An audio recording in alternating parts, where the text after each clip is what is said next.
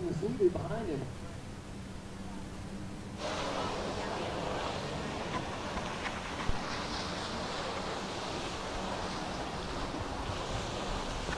holding steady there in that third place.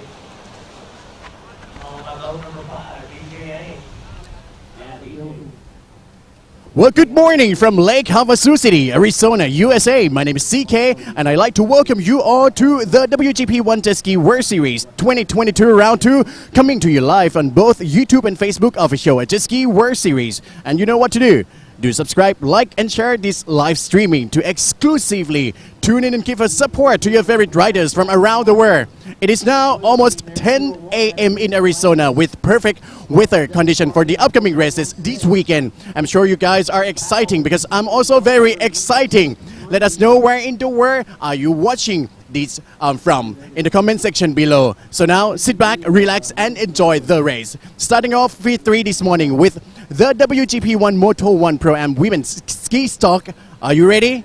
Well, apart from me, there's another commentator. You all know who she is. The remarkable Dawn Dawson is now ready to say hi and lead you to the upcoming program. Over to you, Dawn. Hey, thank you so much, CK. We appreciate that. Welcome to the WGP #1 World Series, the IJSBA World Finals, brought to you by Jet Trim. It's Dawn Dawson here live from Lake Havasu City, Arizona. We've been lucky enough to bear witness to an incredible week of racing here at Lake Havasu. This truly is the mecca of jet ski racing history.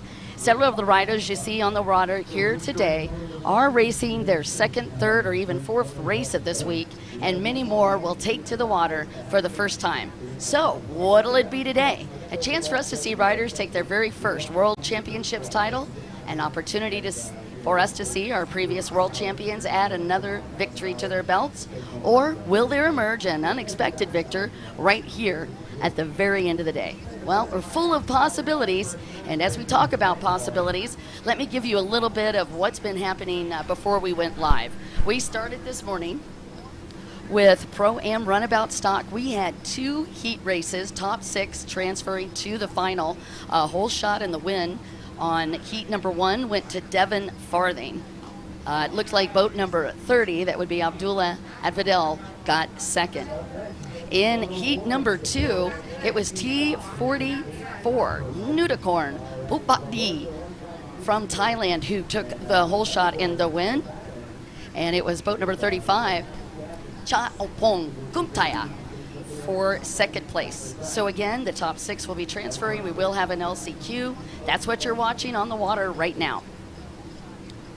Then we're going to start with our first moto of the day. That full moto is going to be Pro-Am Women's Ski up next.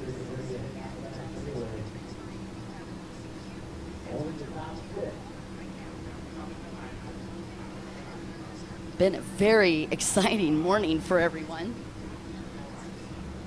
Gorgeous temperatures this week. We've been looking at anywhere from mid-90s all the way up to upper 90s, and you'll see the white flag is out for this heat race. We've got a lot of action coming at you guys. And let me just talk to you a little bit about this schedule.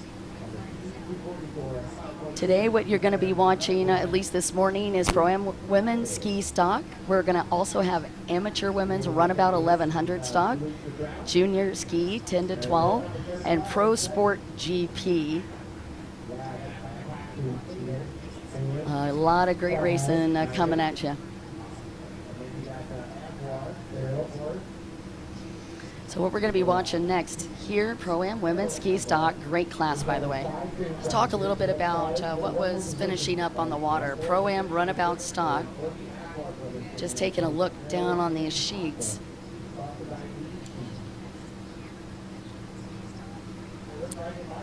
We have 27 riders trying to qualify for the main event in Pro-Am, or excuse me, in this very first round that was Pro-Am Runabout Stock. Those guys are going to be doing 10 laps just in the heat races, so as you can imagine, it's going to be a long day for them. Because they did qualifying, they will only have to do 2 motos for their overall. For a lot of the other classes, we'll be running 3 motos in total. And as you can see on the line, Eminelli Ortendahl on that pole position. On the pole position on the outside. That's going to be Alif Badar on pole on the outside. Jana Borgström, the young lady that has been very hot in Europe this year, and took top marks in the Swedish championships, Norwegian championships just a few weeks ago.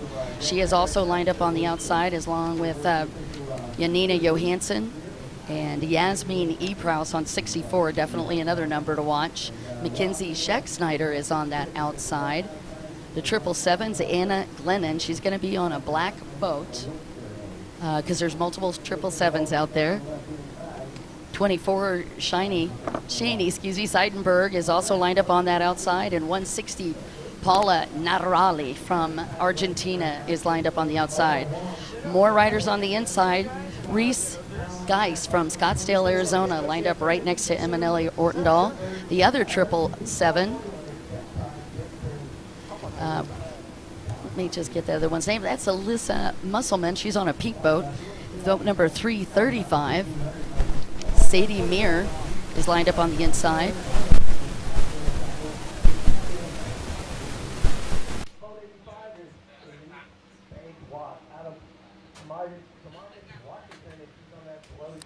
Boat number 44.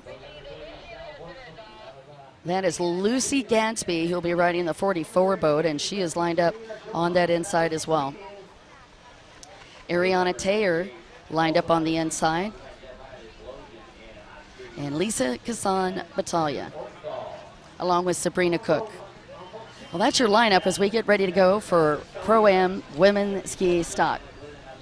Going to be 8 laps in our first moto for Pro-Am Women's Ski, and this is going to be a full moto, no qualifying necessary, and what a great start for Paula Natarali from Argentina.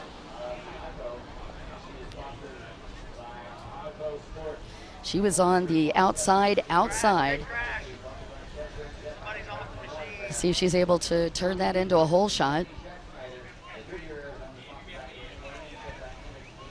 15 riders in Pro-Am Women's Ski Stock.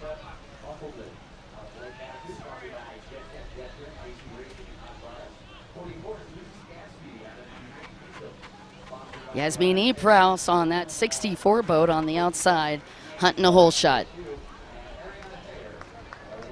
And it's going to be Ariana Thayer from the inside, and Ariana Thayer and Reese Geis also from that inside. Looks like Reese Geis with the hole shot, followed by Yasmin Epraus.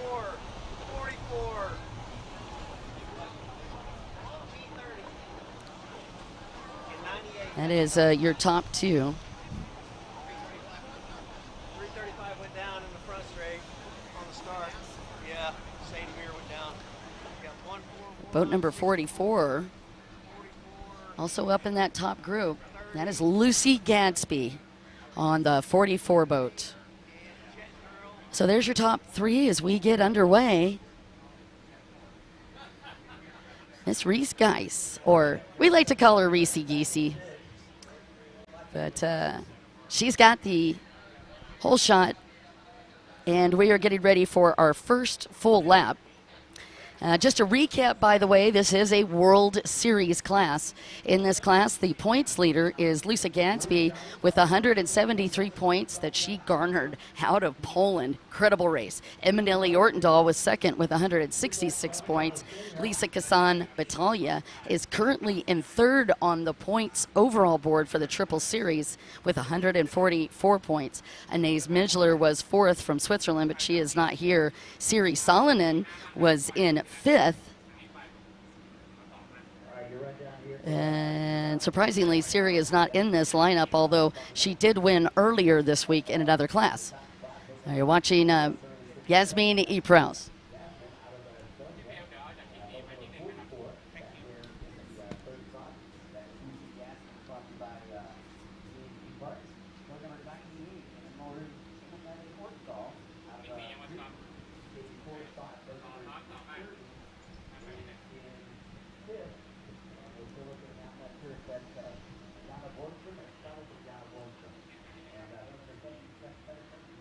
Just taking a look at they're having to chase down that leader. That's Reese Geis.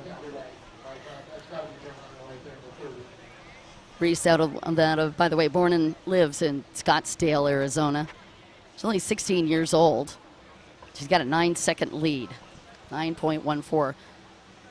She's a high school student, doesn't even graduate until 2024, but right now I would definitely say she's graduated in Pro-Am women because she looks very solid. She was the 2021 Women's Lights Champion and the 2021 Pro-Am Women's 1500 World Champion. And right now, she looks like she's on a solid mission and a great track to get a championship in Pro-Am women's stock. Young lady behind her is Yasmin Eprouse. Yasmin has got an incredible history. By the way, Yasmin's one of the ladies that names all of her boats. And this is her brand new boat that she's got this year. She's decided to call him Max, which is pretty awesome. In third back there, Lucy Gadsby. Lucy, and she's just a force of nature. I mean, there's so many ways to describe her, but the best thing to say is absolute force of nature for Lucy Gadsby. She is the #1 female rider in the UK at the moment. She's back in third. We nicknamed her the 8 ball because she normally rides the number 8 boat. Again, a 9-second lead as we are on lap number 3.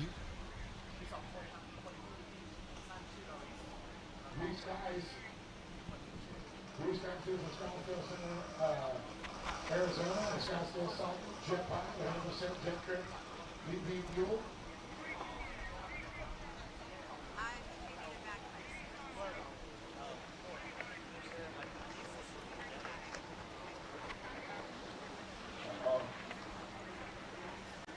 Number 44, yeah, Lucy Gadsby. Lucy Gadsby's been doing real good over there at the European Series. Follow her on Facebook. So great to see she's been a junior rider now through the program. Lives with her sister in Adelaide. She's always over here, but as Lucy said, she's adulting now and has a job. About that exploding. So like Tina, I need to start to get all of Lucy is very talented racer for sure, and I think she's going to crush it here over the years in the Pro-Am. These guys also a little young fast lady. All right, watching Reese Geis. You guys probably hope you didn't hear that, but I was actually talking to our ground crew. I just realized the mic was on the phone. So, hey, you're watching the inner workings of our live stream, but we've got a lot of people that we have to coordinate. Just for example, inside the live stream tent, we have almost a half a dozen people managing the editing and the production. I'm not even including the camera crew that is out here trying to capture all of the action. And we're down about 6 people that weren't able to get into the United States. And even though borders are opened up, as you know, it's still a bit tricky to get everybody over here. So we're a few people down. Back to the track. That looks like Alyssa Musselman, who went off of the boat. Oh, horrible break for Alyssa. I'm not even including the camera crew that is out here trying to capture all of the action. And we're down. Boat number 141, that's Reese Geis. Again, 141 is your race leader. That is Reese Geis, who got the whole shot and is leading the race. 64 is in second. That is Yasmin Eprouse. Boat number 44 is third, and that is Lucy Gadsby. That is your top 3 riders.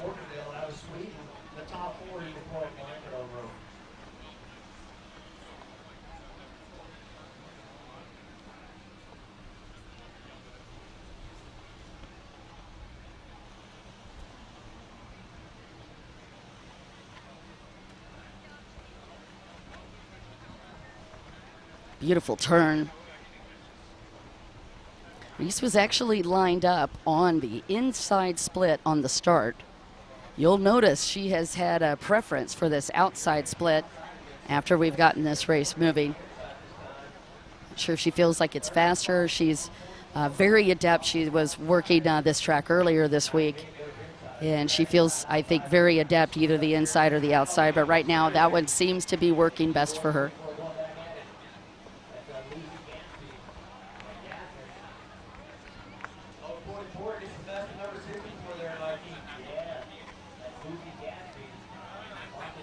Oh, pressure. That is Lucy. She got around not only Yasmin Eprouse, but she moved into the lead. She snuck right around Reese Geis. Not surprised to see that. Lucy Gadsby, #1 female rider in the UK, but she also races with the men. And I would venture to say that Lucy Gadsby, probably one of our top riders around the globe. So an incredible move for boat number 44, who is now in the lead.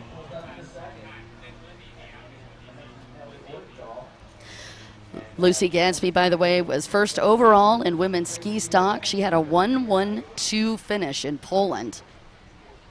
In 2019, she had a 1-1-1 win with a win in all of her motos. So she stepped up to the plate in 2019. She won every moto that she stepped up into in a main event. That Kawasaki, by the way, built by her dad. What a beautiful replay. You could see Reese Geis trying to play defense, defending that line, Lucy. But unfortunately we came up on that left-hand turn. The strategy was that Lucy would have that line on that left-hand turn, and she would be able to take the move, and she does. White flag is up for Lucy Gadsby. We still have Reese Geis in second and Yasmin Eprouse in third.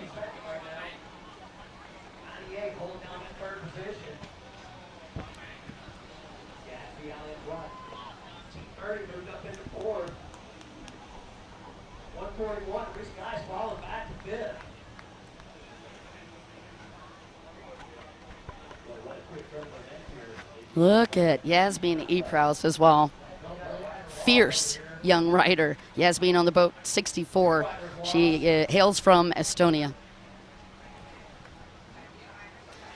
Well, there is the amazing finishes. By the way, Lucy Gadsby only 17 years old, but listen to the pedigree. 7-time junior champion, multiple countries, 3-time ski light champion, 1-time ski stock champion, 1-time ski GP champion, 3-time ladies British champ, 1-time triple crown at the Tide Cup and that series, and a 4-time ladies ski champion. That is the young lady that you saw just past 2 of the top riders. Yasmin Eprouse out of Estonia, and of course Reese Geis out of the USA. You're watching Lucy Gadsby on the final couple of turns riding the B&J boat and bringing it home, and I'm sure Yuki Curiosity is lighting up that live stream right now. Beautiful job for Miss Lucy Gadsby.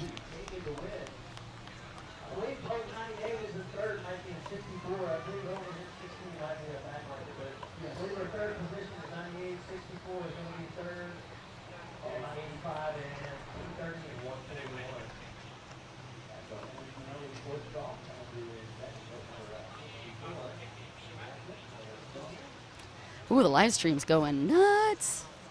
Alexandria, I saw you're chiming in. Jason J. Jennifer, 141 was Reese Geis. Sophie has not raced yet. Hi, Hakan Borgstrom, I'm coming. I'm not able to see the racetrack, just so you know. We'll be right back.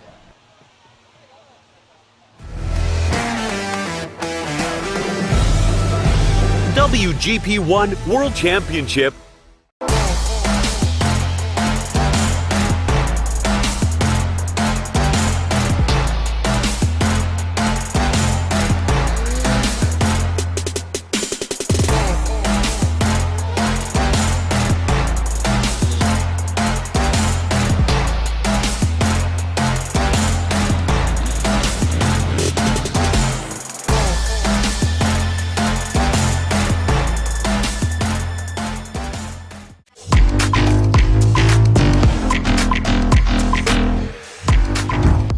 Jet Tribe Wow, Racing. what a race! Well, congratulations, and that was excellent of unofficially to Lucy Gatsby from the UK for winning only the first moto of the Pro-Am Women's Ski Stock, but there are 2 motos to come up next, so kindly tune in and also do subscribe, like, and share this live streaming on our Facebook official Jet Ski World Series and on YouTube as well. At the moment, before we see the next race, which we start the engine already, I will have a look at the comment in the comment section below afterwards. But right now, back to you, Don.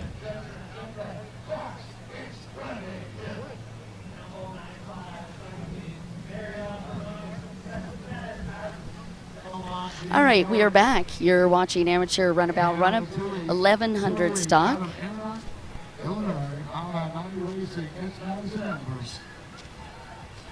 Elbow 99, it's Amit Zahari out of Malaysia. And down on the line 65 out of Thailand on BPT Lubricants. Rayon King and Rise. on the pole position is going to be boat number 176. That is Valentina Lascana. Also on the inside is going to be Carmen Rusma. And the T15, I think that's T65 actually. Chandapa Pulamai from Thailand is on that inside. 208 is also going to be on the inside. That's Madison Elders. And 25 boat is on the inside. And your pole position on the outside split, that is going to be Akima Akoma on boat number 5. And then 55, that is, I do believe that's going to be Sophie Borgstrom on the 55 boat.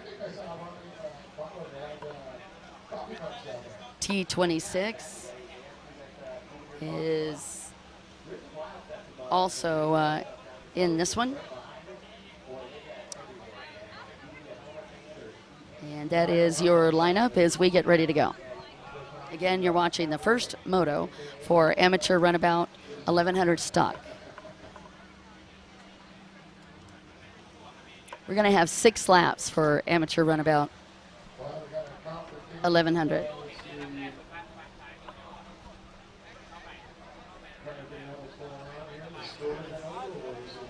So again, guys, I will do my very best to get the rundown from the other riders if they're not in the top 3. But again, I cannot see, unfortunately, I cannot see the whole track. All I can see is a TV screen, so I'm looking at exactly what you're looking at. So what we'll do is we'll get a runner to get us that top 10 for you. So bear with us, and thank you so much for joining us on the live stream.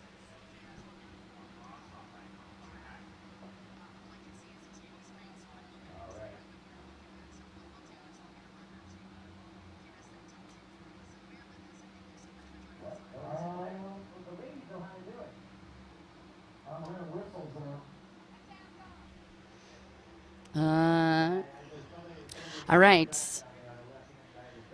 Oh, it looks like we've got a green flag as we get ready to go.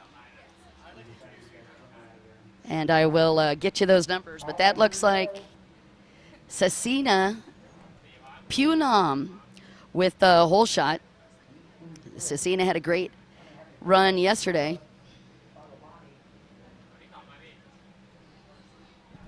Cecina Punam is our hole shot. And it looks like a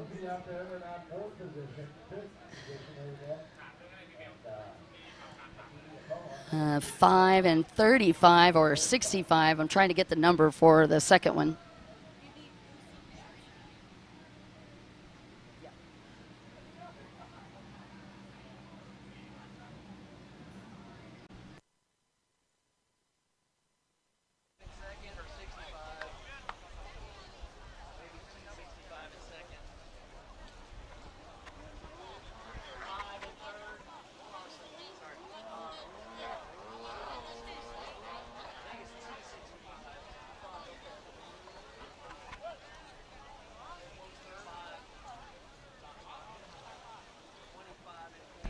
All right, we're back in Sasina Punam. What an amazing young lady from Thailand.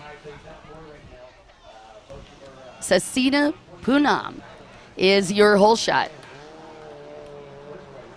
And your current leader. You're watching amateur winner women's runabout.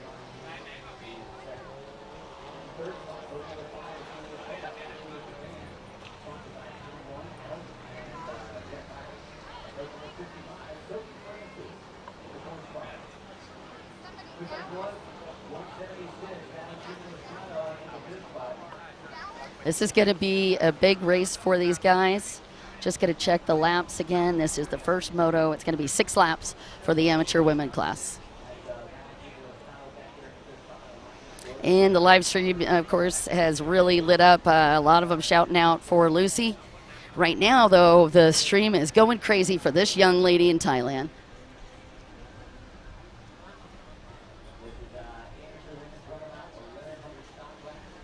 And it looks like boat number 5 moving up through the path. That's Akima Ikoma in 5th. She's actually in 2nd place.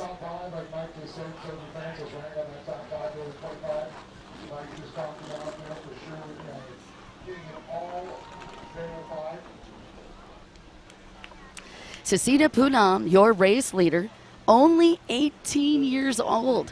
She lives in Samut Sakhon, Thailand. She's a student. That boat that she's riding is built by an incredibly famous racer to a world championship yesterday, and I'm sure he's on track to grab some if he can this weekend.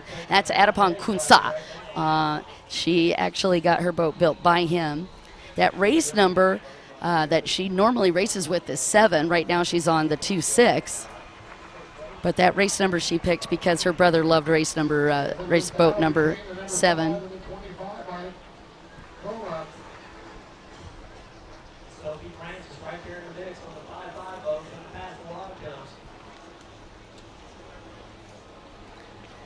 Trying to get a grip on that number in 3rd. It's either 95 or 35.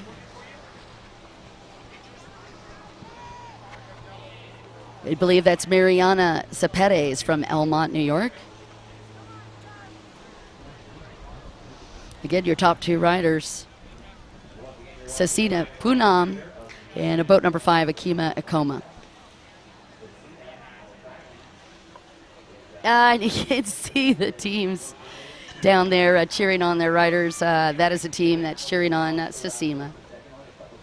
Her first race was only 3 years ago. First win in 2021. She's sponsored by the 777 Performance and Jumbo Tuner.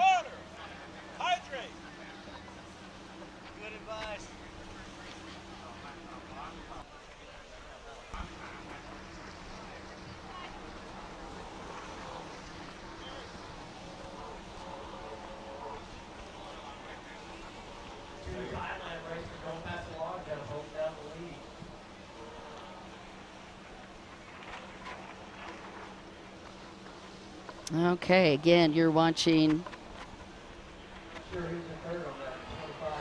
race number 4.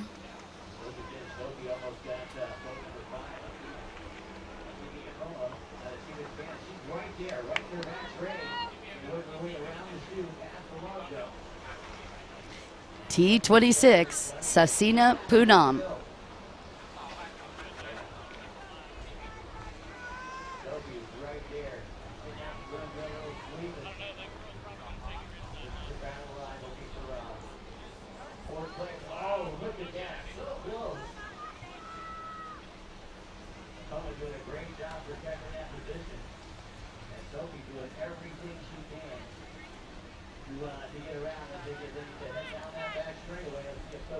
All right, Sasina goes back to that outside split.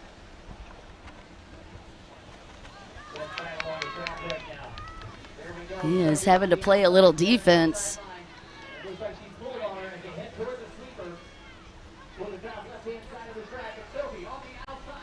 White flag is up for Sasina Punam.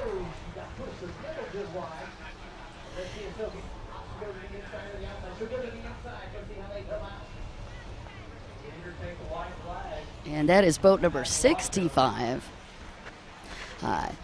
Chanapa Phomai from Thailand that is in second, and it was boat number 5 that was in that third place spot. That was Akoma in third, but boat number 65 is Chanapa Phomai. Chanapa Phomai second. Cecina, what a beautiful run she's had. You know, she hole shotted yesterday in one of the premier classes as well, and that got her up to the podium.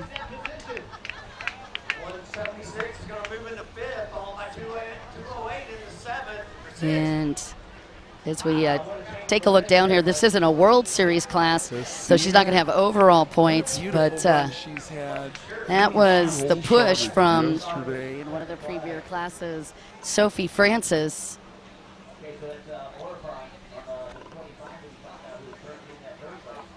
Sophie up in fourth.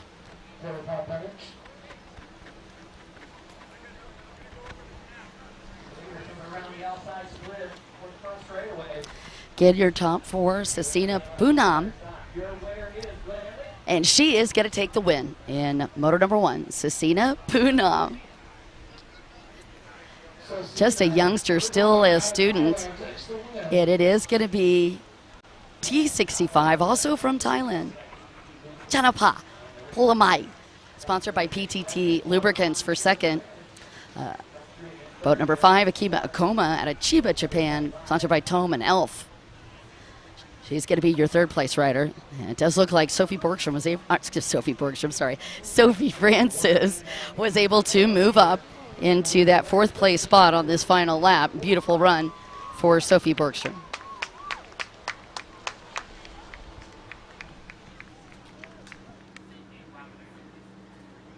We'll be right back after this. It's time for ties to encourage each other.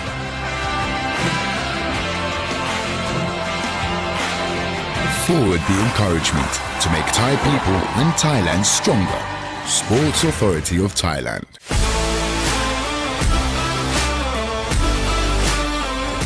National Sport Development Funds.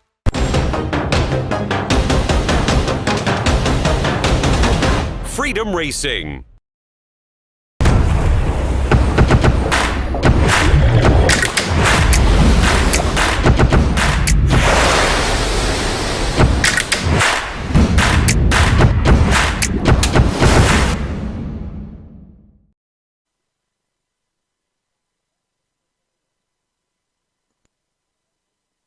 Well, unofficially, congratulations to the winner of the Moto 1 Amateur Women's Roundabout 1100 stock. Well, coming up next, ladies and gentlemen, the Moto 1 of Junior Ski 10 to 12 stock. I know many of you have been waiting for, especially fans of T666 Orca from Thailand. I'm a big fan of him as well. And who will be competing in the next race. Once again, ladies and gentlemen, do subscribe, like, and share this live streaming in order to give a huge support to your favorite athletes and riders. Not only Nong Orca, but from the other countries around the world as well. Well, are you ready to meet our riders for the next race? Ladies and gentlemen, the Moto 1 Junior Ski 10 to 12 stock. Now back to Dawn.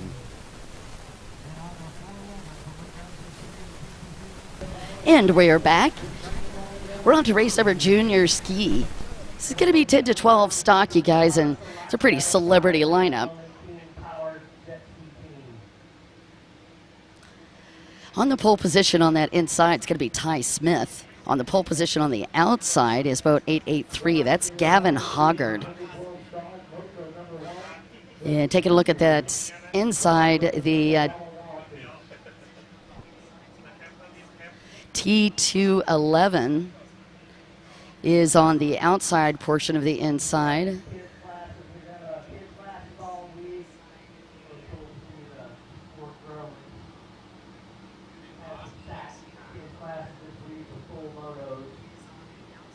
That is Nakarai Silachi on the inside.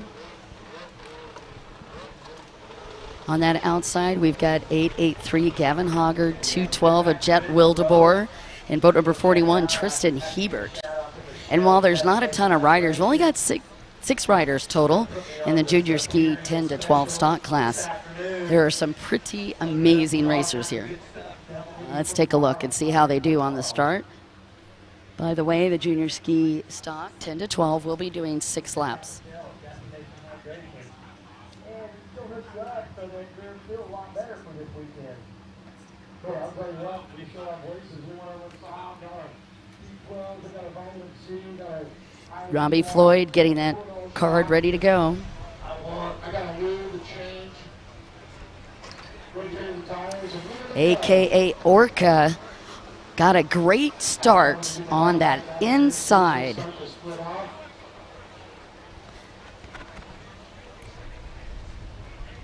Nakara Selassie from Thailand, sponsored by King Power Jet Ski Team. And he had a beautiful start on that inside.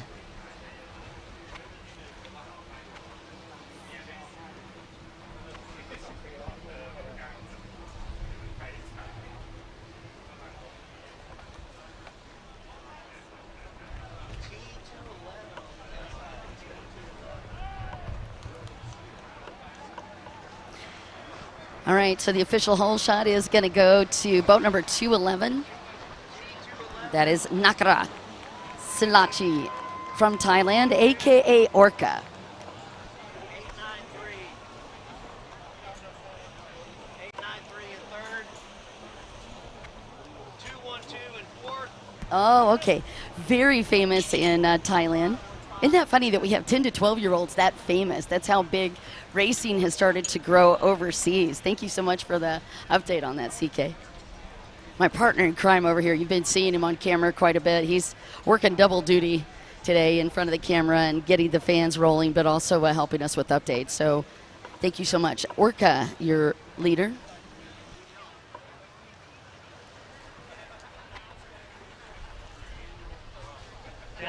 Might be Brody King on 411. Boat number T211. We're not sure that's not on our sheet, but boat T211. That's a rider from Thailand out in front going in the outside split section. All right, again, get a little close-up of Orca. Second place, 412. Going to get following to the outside.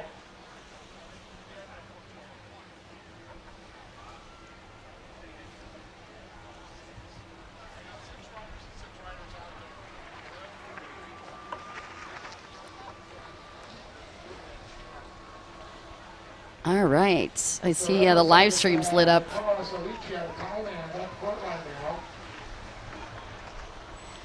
Brian Finlinson shouting out for Jet Wildeboer. This is Jet's very first opportunity to come race. Ryder Wildeboer's younger brother also has been trained by Mike Klippenstein, so really looking forward to see what Jet Wildeboer could do.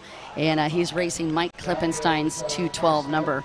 Wow, this little rocket ship is amazing. If you guys have information on Orca on the live stream, we did reach out actually to his family trying to get more information. I've got a little bit for you. Orca, by the way, is the son of former Thailand's national jet ski rider. Oh, Nakorn.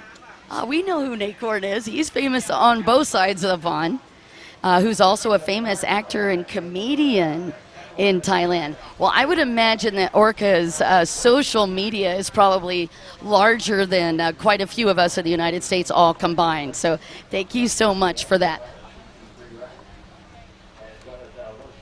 Again, you're watching Orca, your race leader, and I'll try to get you the other riders.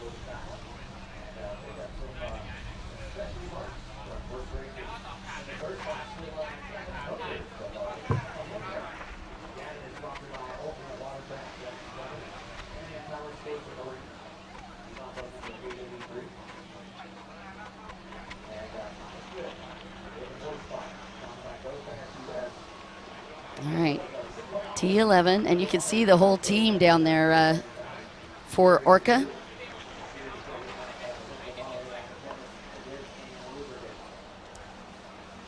Patrick Marlborough chiming in.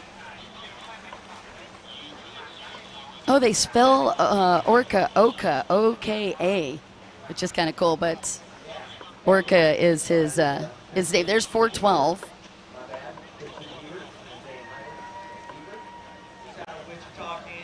Races on that naughty water here the Brody King. Came to Chattanooga this year. You know, I love this. Beautiful day here in Lake Havasu City, Arizona. We're about 95 degrees, a little bit cooler for us, and you can see the haze over the backdrop of Lake Havasu City, Arizona. That is because we've had a bit more wind today than we've had since practice, actually on Monday. That is causing that chop that you're seeing out over the water.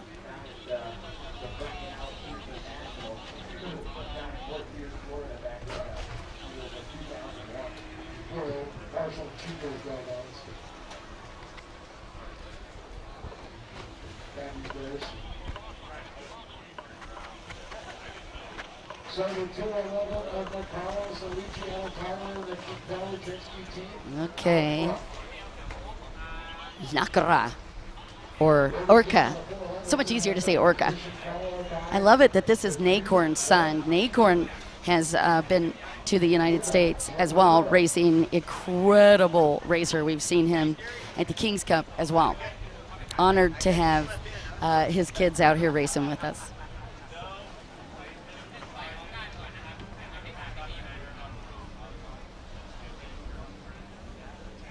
There's Chuck coming up on the bubble.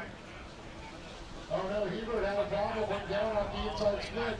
On the front straight, back up in the right position again. Good job. These are 10 to 12-year-old kids. It's just so awesome to see these muscles, big machines around.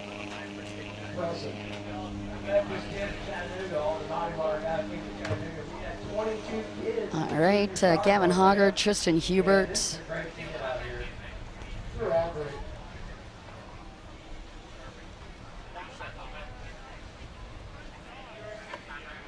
Also out on the water. White flag is out for Orca. 211 boat still hold down the lead. Pretty big lead here, a couple of buoys. Another rider from Thailand. Thailand just showing up all week and weekend. You're watching the junior ski 10 to 12 stock. 1-2, that's second position. Switching legs as he comes into each one of these turns. This is a massive course that these competitors are running in. You're looking at over 1.5 kilometers on this track and over 60 buoys that they'll be navigating between merge buoys, split section, back stretches. It is a lot. And if you see those boats out on the water, this is a very popular area for the boats to come in and watch the races. It's going to be the last lap for 211. Coming up around there, Jet Wilson only the 212.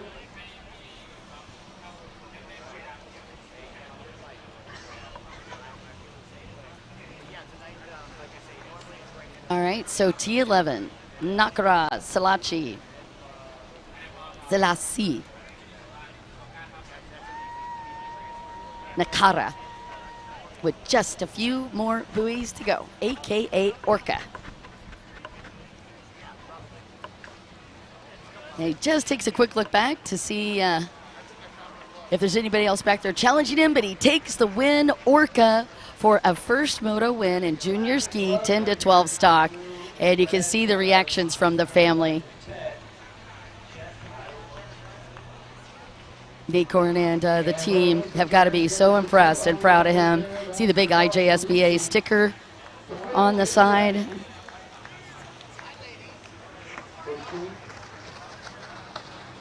that's going to be 883, Gavin Hogard. Hometown fifth is 515. That's young Ty Smith out of Lake Havasu City, Arizona, and he's a phenom. All right, so Tristan Hebert, Jet Wildeboer, Ty Smith, all coming in the top four. We'll talk to you in just a little bit. We'll be back. Coming up next, we got moto number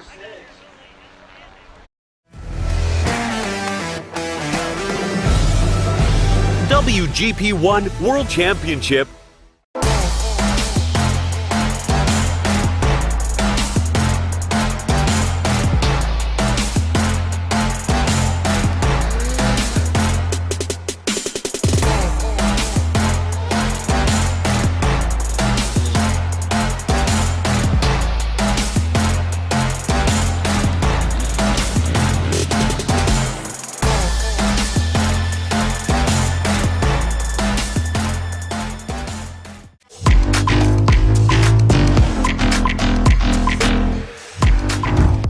Jet Tribe Racing. Ball 111 is going to be Billy Dearman out of Pensacola, Florida. And he's on that Judd Motorsport Jet Trim. Well, that was amazing. T666, the Moto 1 Junior Ski 10 to 12 stock. That was absolutely amazing. And our fans go crazy on live streaming right now on Facebook official at Jet Ski World Series and YouTube official as well. Well, thank you very much for like, subscribe and share this live streaming in order to give a huge support to your favorite rider, especially T666 Orca from Thailand as well, who made it to the top. Congratulations. ขอแสดงความยินดีด้วยนะครับ. Well, I'll get to talk to Nong Orca later, hopefully. Well, ladies and gentlemen, up next, we'll continue with the WGP 1 Moto 1 Pro Sport GP, which is very exciting to watch as well, and definitely will be very entertained to watch. Grab your seat tight and get ready for the next one. And at the moment, before we jump into the next race, I'd like to have a quick look on the live stream that we asked you guys to kindly share on Facebook, especially at Jet Ski World Series. Well, we've got a lot of Thai flags over here, and also there's a Thai comment from Kun Panchapat Pontri that I was having a heart attack. That was phenomenal. And apart from that, we also have got your Focus Orca and a lot more. Well, ladies and gentlemen, we'll start the engine right now, and back to you, Don. All right, you guys, we are back. We've got Pro Sport GP on the line, and it is boat number 5 that is in the pole position. That's T5. That is Wudapong Sumai Hao from Pattaya, Thailand, sponsored by Freedom Racing in Thailand. He's got the pole on that inside split. On the outside split, pole position is going to go to Devin Farthing on the 116 boat. While we got a quick chance, I want to catch up with our winner in the amateur women's runabout class, the young student out of Thailand. Her name is Sasina Putnam, and she doesn't speak English, so I'm going to please just in your own language tell us how you liked the race and how you liked the track. รู้สึกยังไงกับการแข่งขันเนี่ยที่เราลงไปในสนามเนี่ยแทร็กมันเป็นยังไงการแข่งขันเนี่ยที่เราลงไปเล่นในโมโตแรกเราก็บอกไปเลยพูดภาษาไทยไปก็รู้สึกตื่นเต้นค่ะแล้วก็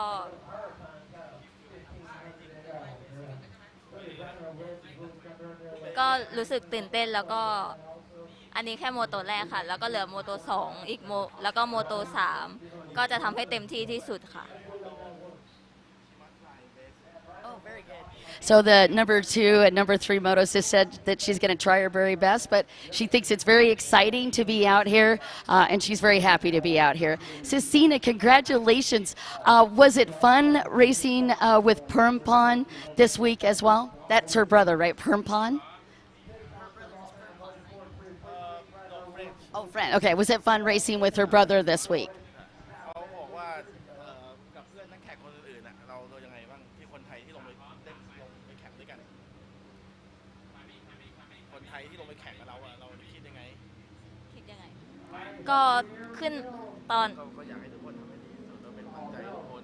ก็อยากให้ทุกคนทำให้ดีที่สุดค่ะแล้วก็เป็นกำลังใจให้ทุกคนแล้วก็ถึงแข่งด้วยกันขึ้นมาก็ยังเป็นพี่น้องกันอยู่ค่ะ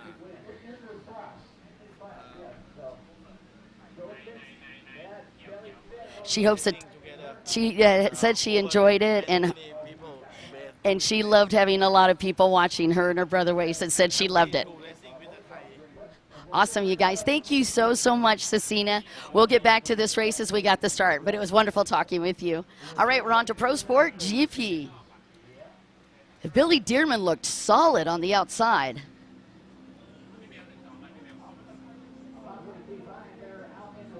It's going to be boat number T5 with the whole shot. Followed by Supak Setula on 52 boat. I saw Billy Dearman with a solid start. I'm not sure where he ended up on that first moto. I do know that they have been working very diligently on that particular boat, trying to get it ready for this weekend. Devin Farthing in this one, Brandon Warner, Johnny Smith, Simon Belcher, Glenn Young, Kelly Smith, and Natalie Giuliano also in this race. We're watching Pro Sport GP. And I already see boats getting towed off. And Farthing having to start with a dead engine, false start. He's up in 6th. Got 10 riders out on the track.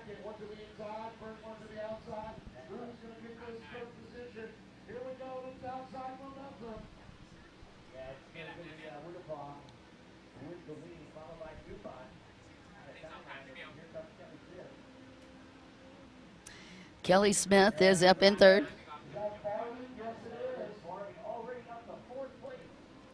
All right, Dev Farthing from 10th place and a dead engine start has moved up into 4th. Your race leader is T5.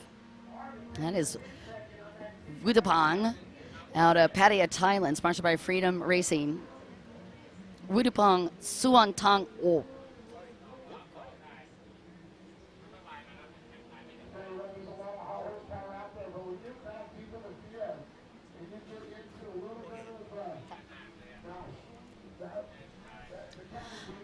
Again, just taking a quick look out at the riders. T5 is going to the outside. That T5 boat is your race leader, Wudapong Suantang Ho from Pattaya, Thailand.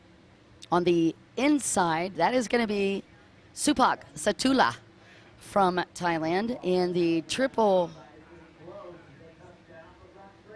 aces is Billy Dearman, and then boat number 5, Kelly Smith.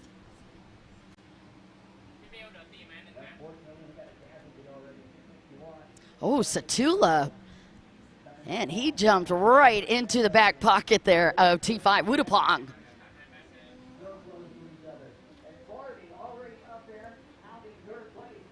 And Farthing continues to charge. He just passed boat number 5, Kelly Smith.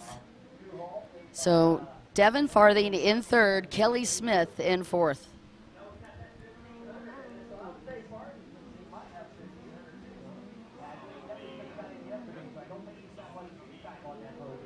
Supak Satula chasing after the race leader. Supak Satula from Thailand got a first in Poland. He's your leader on this World Series. As we come into this round, he's in 2nd right now, and he is chasing Wudapong, only 28 years old. He got 3rd in Pro Sport in the World Series in 2021. Supak also rides for Freedom Racing. He's a full-time jet ski racer. Nabdan and Freedom Racing is a Bangkok-built boat. And by the way, that race number, the 52, his dad picked that race number for him. Supak Satula, your new leader. Beautiful move out of that split section.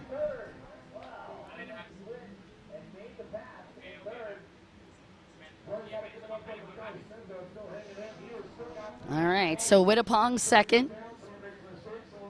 And now Devin Farthing coming up and putting pressure on Wudapong. Tuan Tong Ho.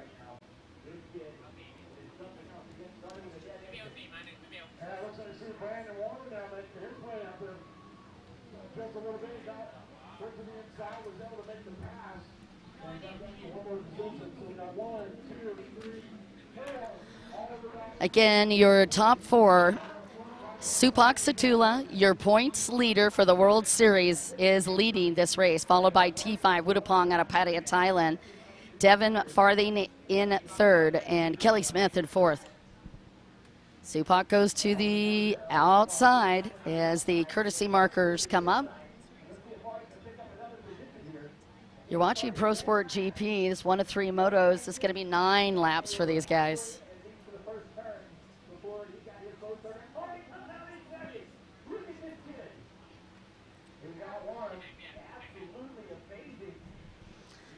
Dev Farthing from dead last and a dead engine is now in 2nd place out of that split section. That is a spectacular run for Dev Farthing, or the Iceman is what everybody calls him. He loves that nickname. Mr. Dixon gave him that name, and he really likes it. So again, Dev Farthing, a.k.a. Iceman, is up in 2nd. 52, though. Supak Satula has been flawless.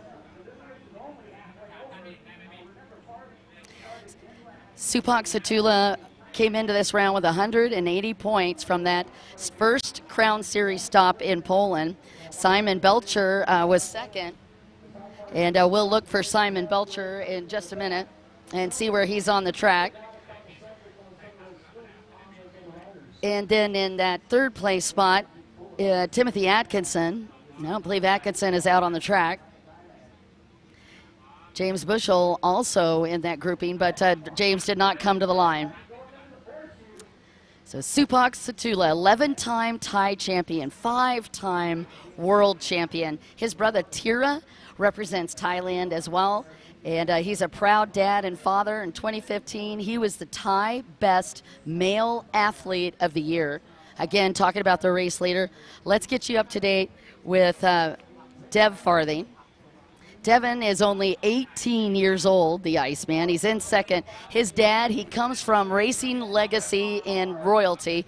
Dad is, of course, Dustin Farthing. They live out of Georgia. He enjoys dirt bikes, currently in college. That boat that he's on when he rides ski is a QB boat. He's already got 2 world championships and 2 third places in Havasu. Started racing when he was 7 years old, and he's sponsored by Jet Pilot and Riva Racing. That is the pedigree, if you will, of the top 2 riders.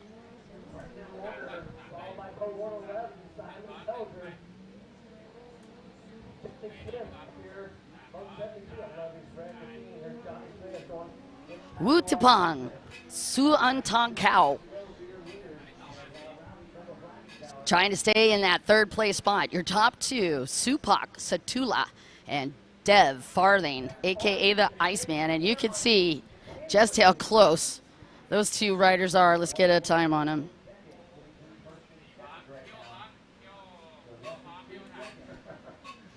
Great shot of the crowds.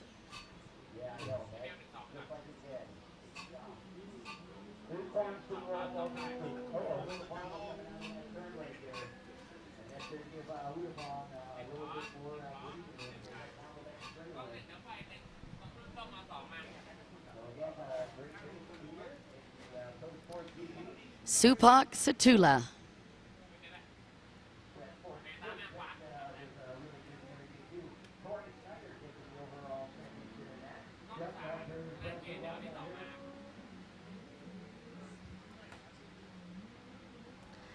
Man, those guys are close.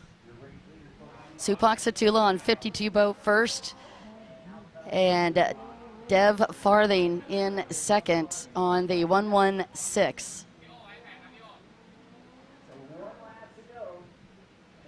We have one final lap. White flag is coming up.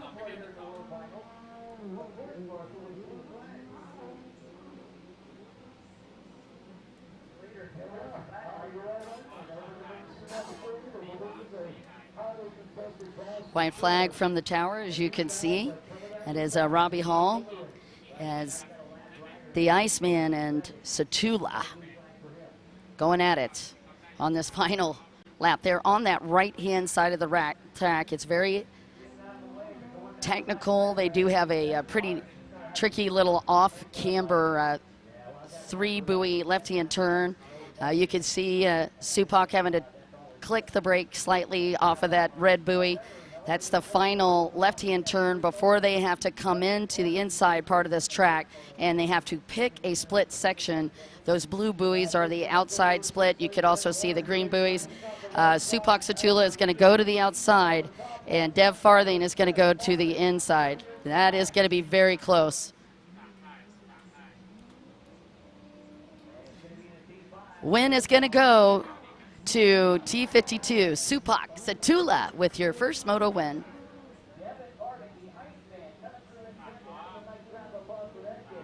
Second place for the Iceman, Devin Farthing. And then just looking up, I do think it was Wu Tipang that took the win, took the third place finish. And you can see him just crossing the line. And that was Billy Dearman in top 5.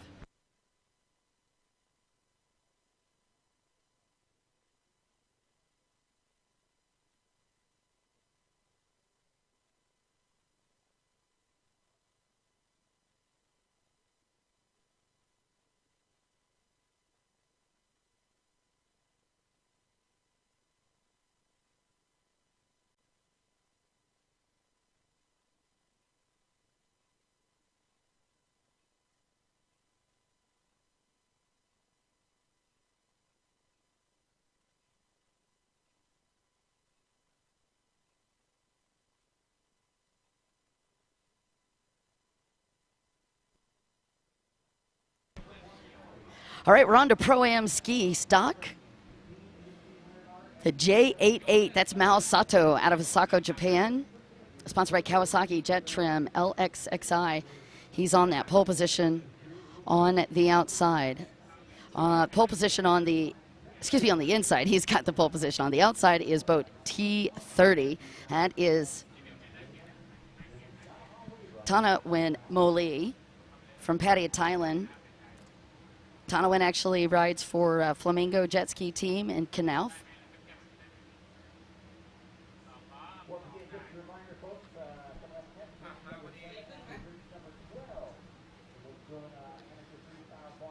Also on the inside splits, you've got boat number 44, Thomas Bento.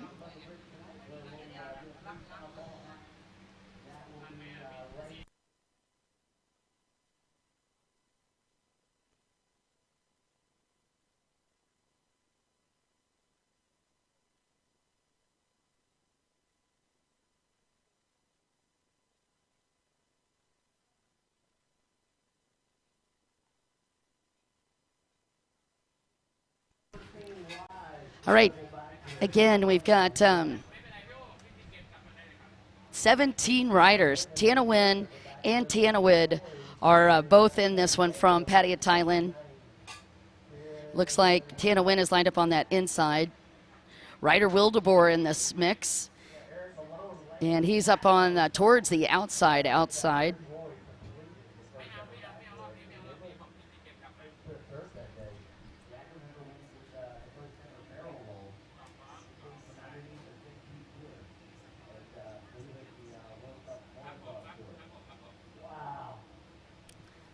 Hugo Pastorello also in this lineup. Pro-Am ski stock.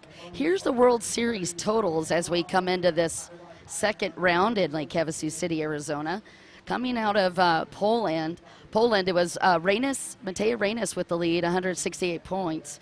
It was Tanawid Moli in second with 144, and Tanawin Moli was in third with 135 points. Hugo Pastorello in fourth with 119 points. And Mike Klippenstein with a one-legged monkey jump start. That was very typical. I wonder if Ryder is actually aboard Mike's boat. We'll check the race numbers in just a second for you.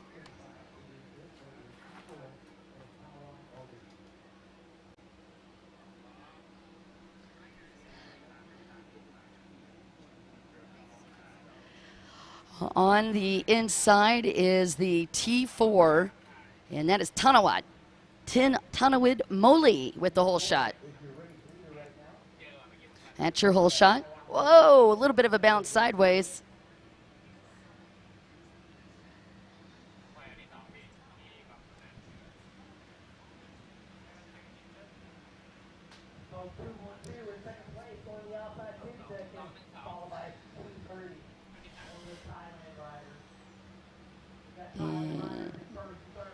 Klippenstein, that is Mike Klippenstein in second.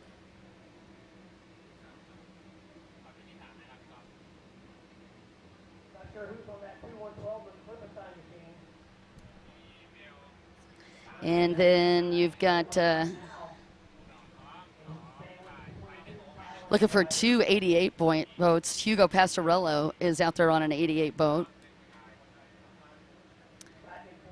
And looking for him, he might be that third place rider. Again, T4 is Tanawin Moli, riding for the Flamingo team and Knauf. And he's going to work that outside split.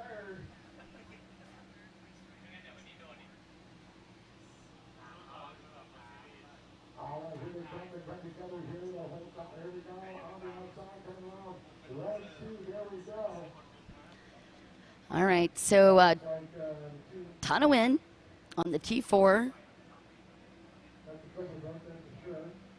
One of the twins of Chocolate Moli, very famous.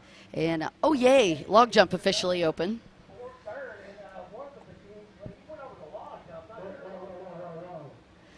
All right. Boat number 30 is Tana Wid Moli out of Pattaya, Thailand, is your third place rider. Looks like boat number 44 up in fourth. That is Thomas Bento. Bento, by the way, is in this World Series race as well. He's in 7th place after the round in Poland. Top 4, again, Tanawin Moli, Mike Klippenstein, and then Tanawid Moli, the twins, are 1st and 3rd. And then boat number 44, Thomas Bento, is in 4th.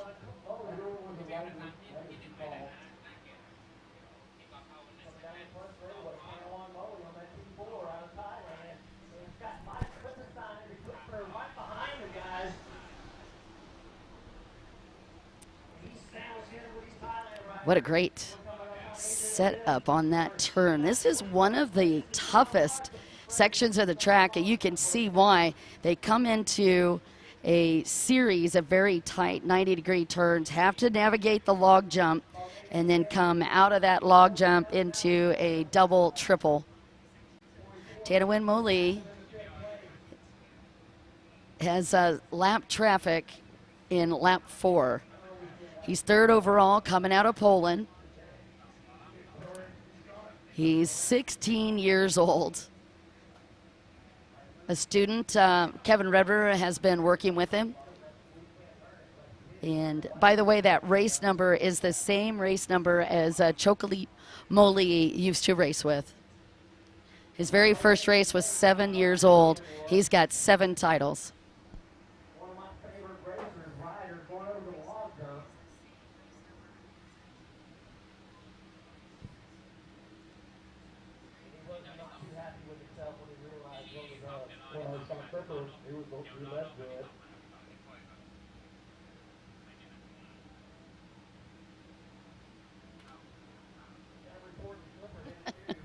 The live stream has been so much fun today. Thank you so much. Yes, Orca took that win, by the way. Lucas shouting out for Thomas Bento. He's in 4th right now, Lucas.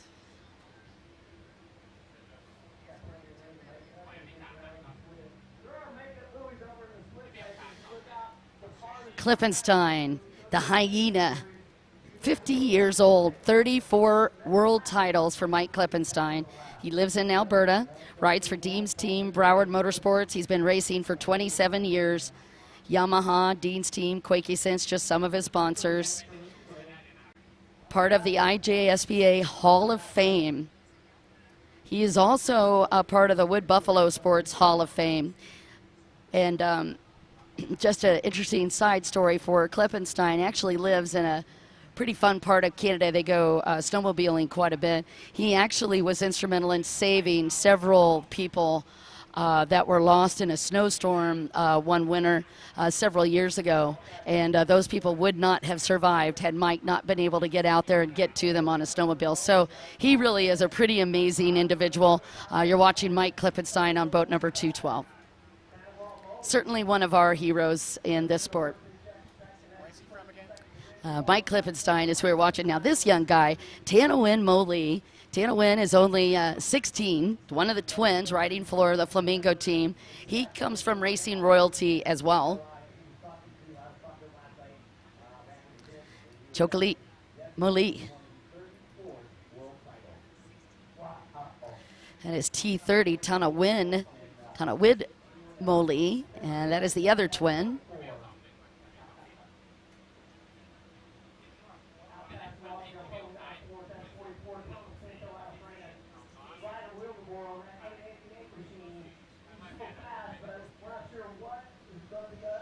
And a shot of our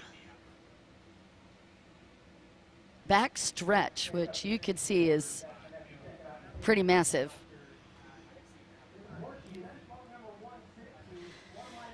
It looks like Mike Klippenstein, your race leader. And then we have the twins, Tana Wynn and Tana Wid in second and third.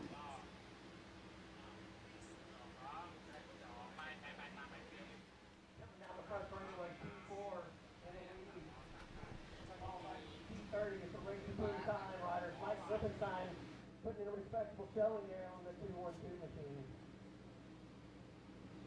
And looks like they shut down the log jump, which is too bad because that was a lot of fun to watch. They must be fixing their log jump is currently under construction. We'll get back with you as soon as we have it fixed.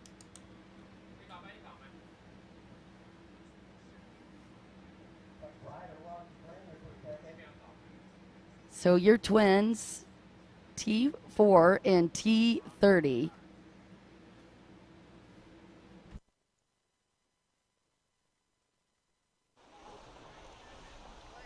All right, T4 is still leading. And it was 30 that got around. That was Tana Wid. And Mike Klivenstein back in third. So T4 is your leader still. And T30 in second.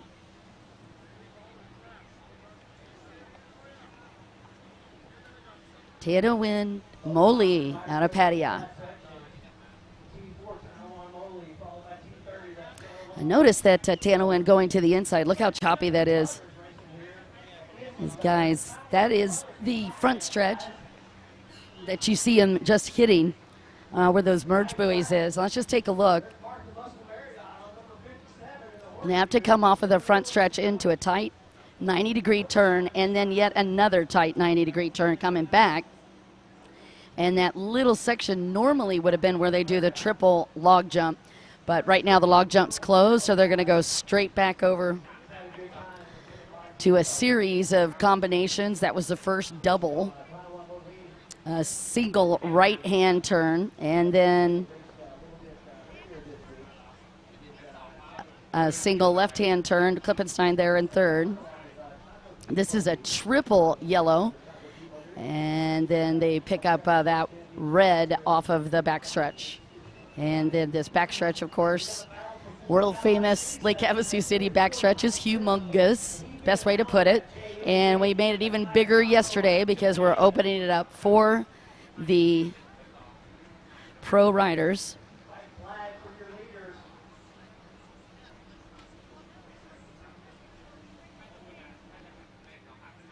And quite a few shouts from the live feed supporting our leaders. That is Tana Wynn Moley, followed by his brother Tana Wid Moley.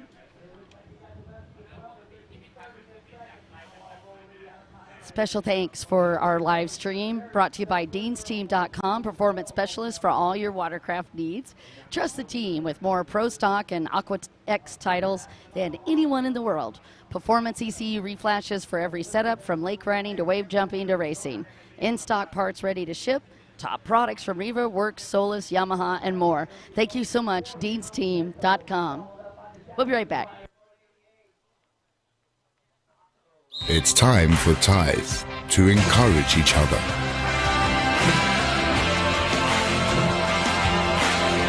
Forward the encouragement to make Thai people and Thailand stronger.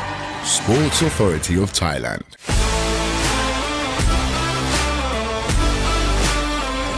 National Sport Development Funds.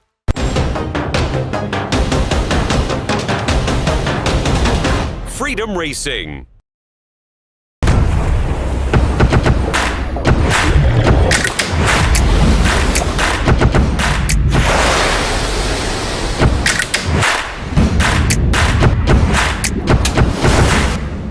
The race. Well, unofficial congratulations to T4, Tana Wynn from Thailand for winning Moto 1 Pro-Am ski stock. Well, before we continue the next race, apart from our viewers from home who watch us live on Facebook live streaming at Jet Ski World Series here at Lake Havasu City this weekend, I feel amazing because the weather is perfect. Not only the riders that are extremely excited, but I'm sure the spectators on site here are exciting as well and enjoying the races so far. Well, let's talk to one of our audience here. Come follow me. Hey, sir. Hello. What's your name and where you're from, sir? Paul, San Antonio, Texas. All right. So how do you enjoy the tournament so far? Oh, great, man. We've been coming out here since 2011. Love it. Fans, competitors, everything. All right. So you're a big fan of jet ski. Yes, sir. All right.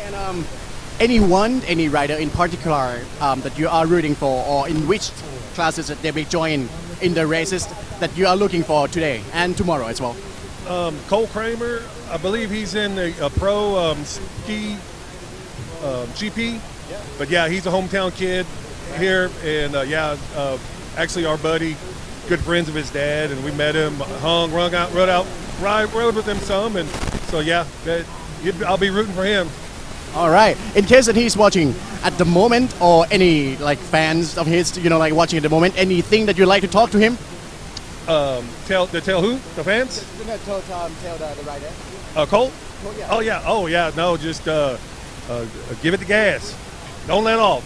All right. Well, thank you very much. And this is, live exclusively on site, on live streaming on Facebook and YouTube at Jet Ski World Series. I hope you guys enjoy. And also don't forget to like, subscribe, and share our live streaming. And also, we jump into the next race. Back to you, Dawn. Thank you so much, CK. I appreciate that. All right, we're on race number 9. And on the pole position on the inside, we've got Naranan Kinapan from Thailand, sponsored by King's Power. And on the outside pole position, that's Heber Blackmore. That's got the outside pole. There's the 211, that's Naranan Kinapan.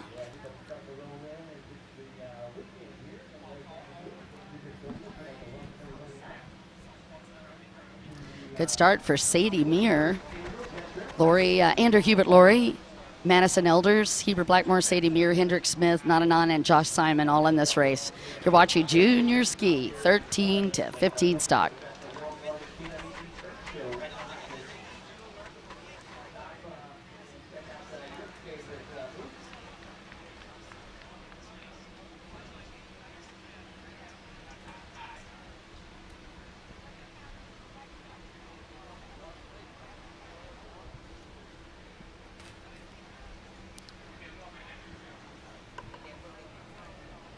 All right, you guys, T211 setting up for a whole shot from the outside.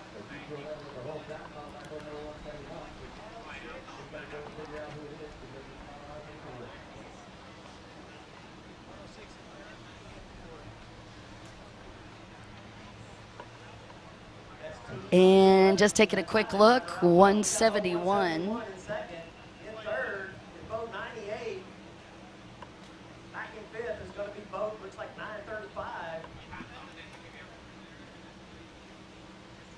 All right, so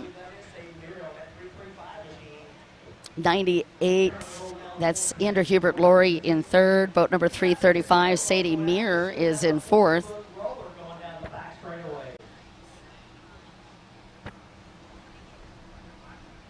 Trying to get the info right now on our video effort and what they know. Simon is picking up Mr.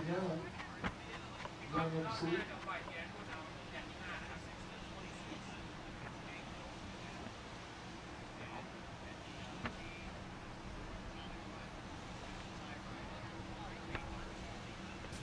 All right, you are watching the Junior Ski 13 to 15 stock. And the whole shot, the T211. Narawan Kinapan leading lap number 2.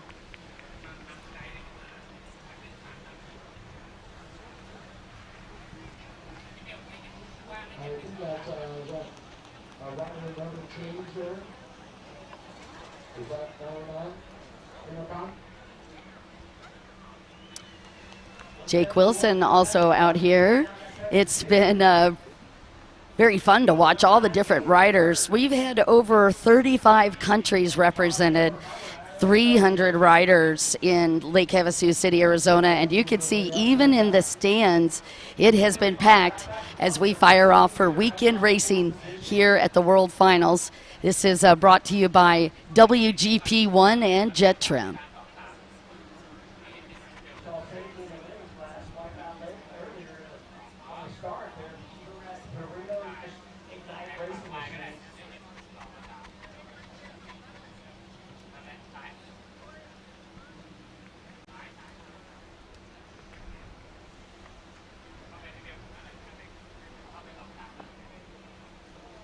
Checking the number laps. We're on a little bit of a schedule change. Junior ski 13 to 15 stock is what is on the water. 13 to 15 stock.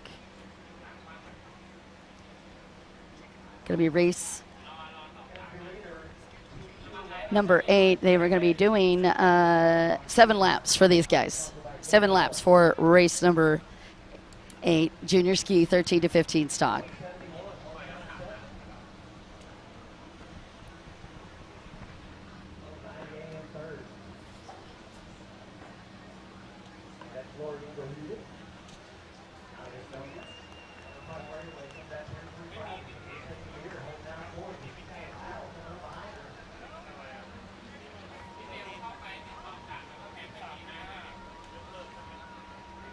All right, again, junior ski 13 to 15 stock. That's boat number 98 up in third.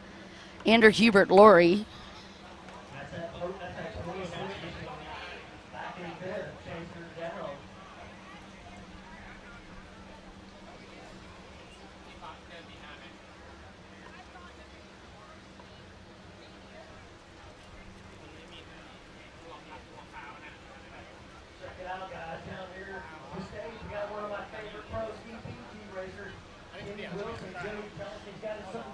Still trying to chase down race number 171. We actually don't have a name for that, so I've radioed. In case you're wondering why I get quiet, I'm radioing back to the tower to find out who that race number is for you.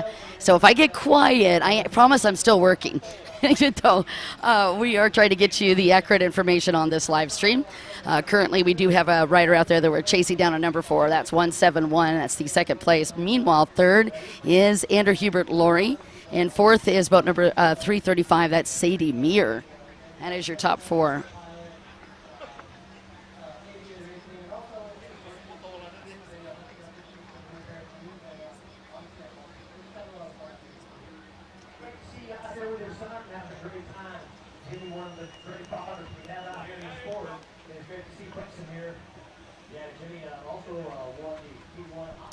Ooh, just a little bit sideways coming into that back stretch.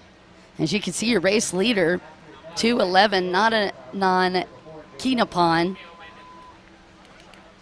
Off of that back stretch has been working his way through some lap traffic.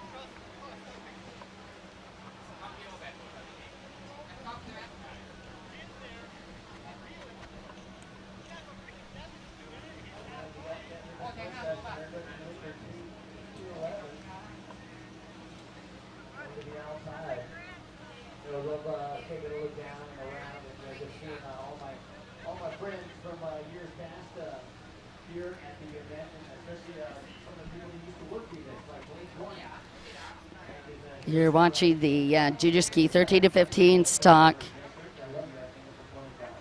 and it is a Nadanan Kinapan from Thailand.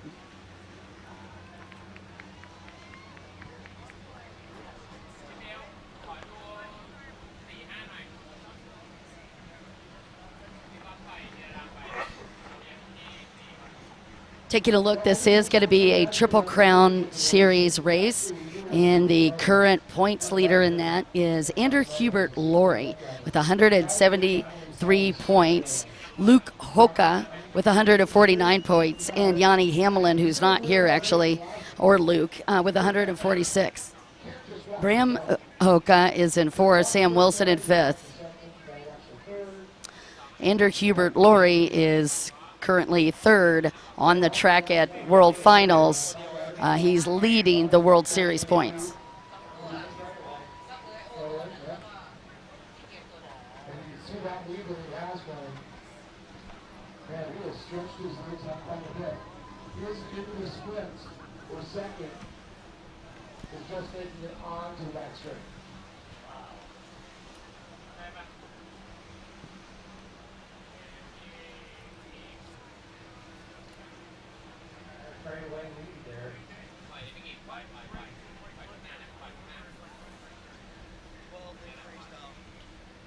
This outside split has been really popular for the junior ski 13 to 15 stock division. Nadanan Kinapan from Thailand, sponsored by King Power. That must be a very big Thailand team. That is the same team that the other young junior was riding, Orca. So I'm guessing Nakorn's a part of that King Power team. We'll have to get CK to chase them down and do an interview with that whole team. I think that would be fun. So King Power obviously representing quite well here in Lake Havasu City, Arizona. 171, still looking for that name for that race number. Second, 98, Ander Hubert Laurie, third, and Sadie Muir in fourth.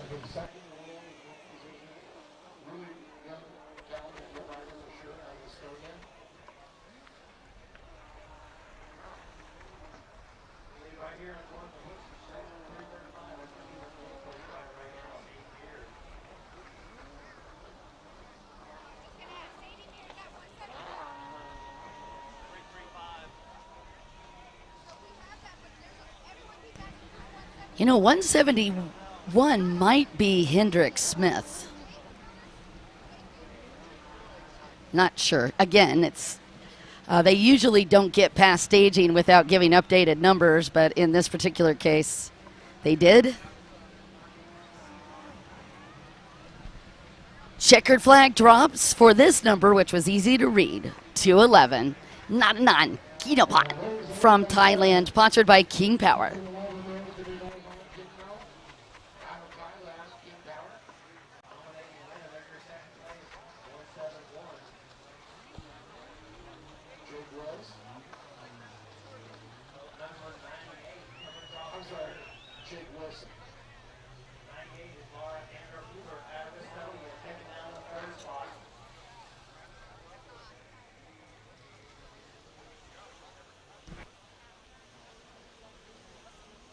We're still trying to guess who that 171 boat was, but I noticed the boat is from California. That might be Josh Simon. So again, 171, we'll find out who that is as we get ready for motor number 2. Meanwhile, Ander Hubert Laurie for third, and Sadie Muir on the 335 boat for fourth.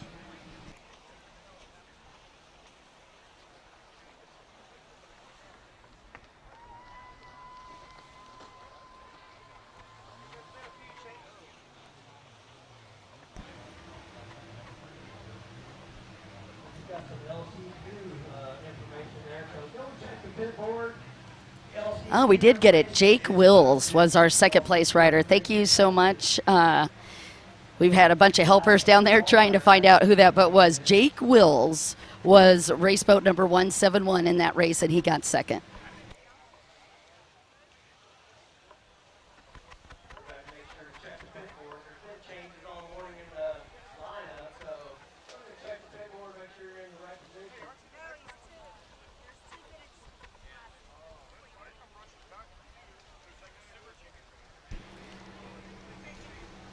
Again, Jake Wilson. It was Jake Wilson in that second place position. Up next, we got the Pro-Am Runabout Stock LCQ. That's going to be your Pro-Am Runabout Stock LCQ. That's been moved into your Moto number 9. We'll be right back.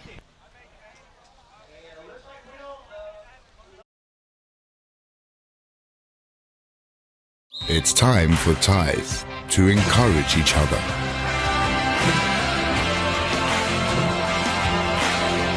Forward the encouragement to make Thai people and Thailand stronger. Sports Authority of Thailand.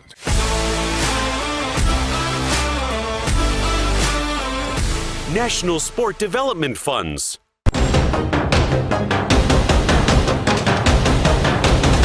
Freedom Racing.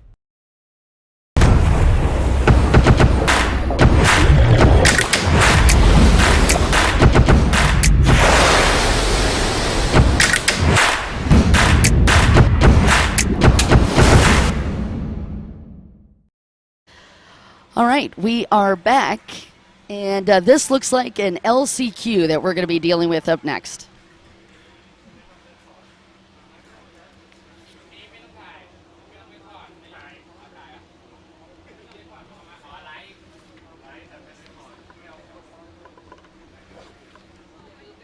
This is Pro-Am Runabout Stock, race number 9.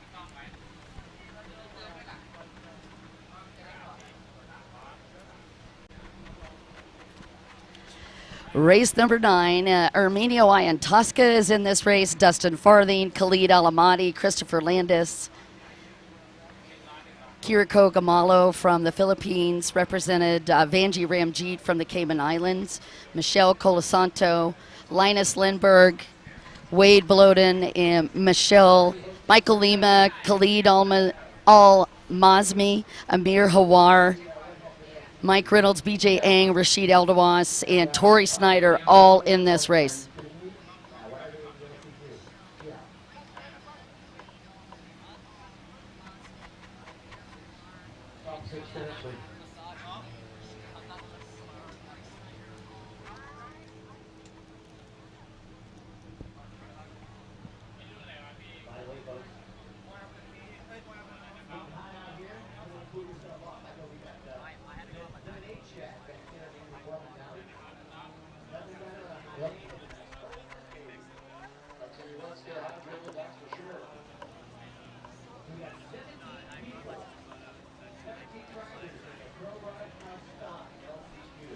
All right, again, this is going to be an LCQ top 6. Are going to transfer to the final. Holy buckets. This is 1 of 1.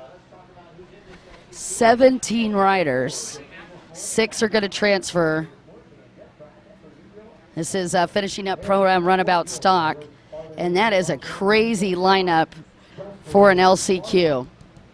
Iantosca, Dustin Farthing, Khalid Alamati,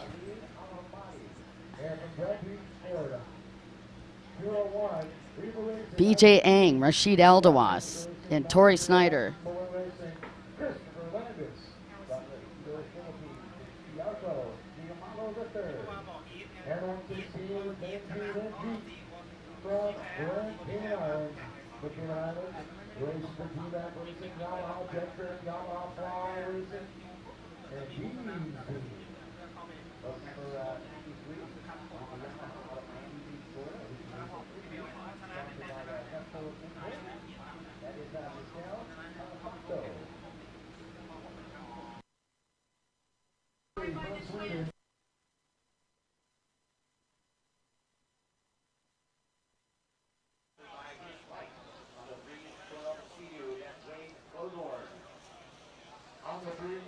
On the number 17 out of Canyon Country, California, Performance Jet, Ski Rental, and Repair. It's Michael Lima.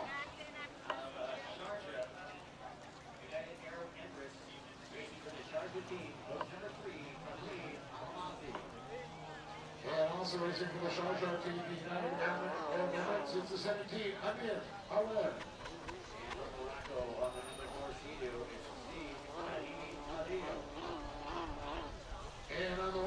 All right, the rider that's going to have the pole position.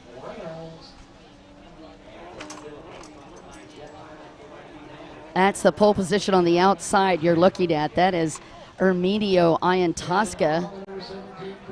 And lined up right next to him is going to be Dustin Farthing and Linus Lindbergh.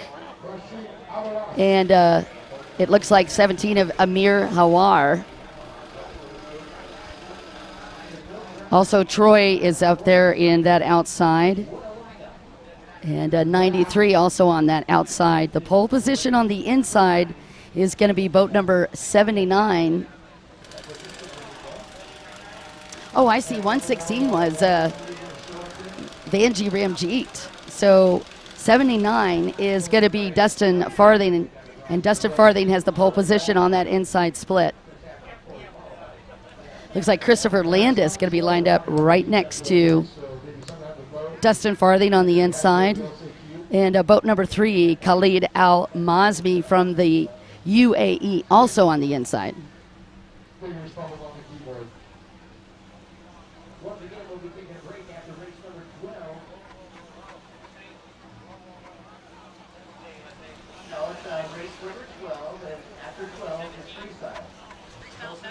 Okay, so we're watching race number 9.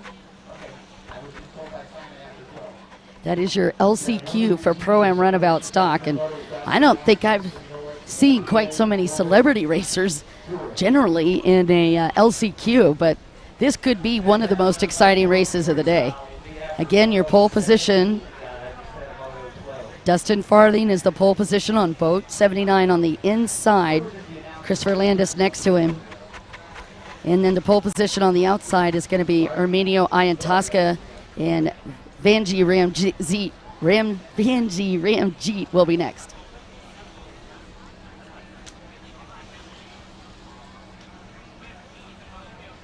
Make sure you get back here to Performance Alley. Check out the shirt that I got. Check out all kinds of shirts. Just getting these guys ready. Selling out fast, so get over there if you want to get your size.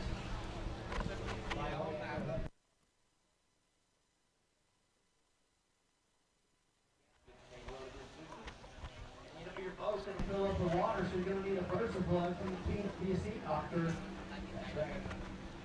Sinelli, one of the greatest guys in the watercraft industry.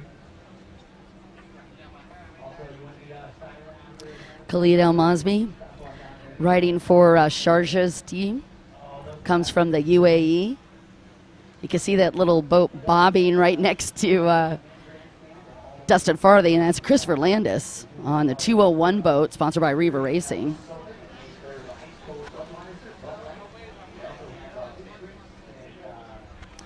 Erminio Iantasca checking his goggles down there, pole position on that outside. Erminio rides for Broward Motorsports. We got plenty of brews available, and also you can, while you're having your brew, you can get a massage back there, right? Vanji Ramjeet from the Grand Cayman Islands on boat 116 is right next to Erminio Iantasca, and he rides for DMAC Racing. Linus Lindberg, one of the more celebrated Swedish riders, also on that outside. He's third in on the outside. And Troy, actually Tori Snyder, is lined up also on that outside.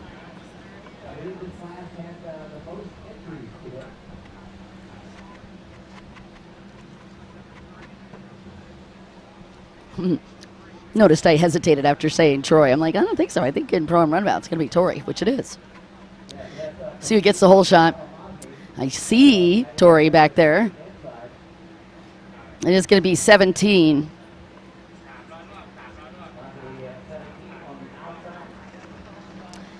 '17 goes from that outside into the hole shot.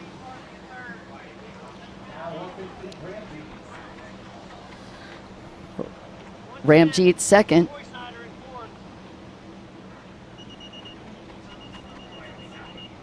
Boat number 4, that's Erminio Iantasca in the second place spot.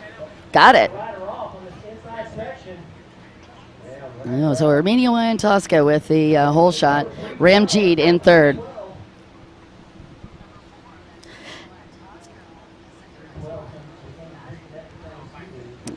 All right, there's your top 3.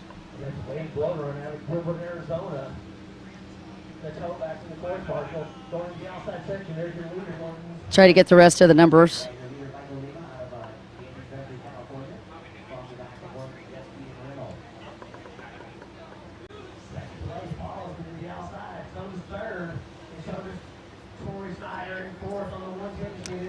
Snyder is in 4th.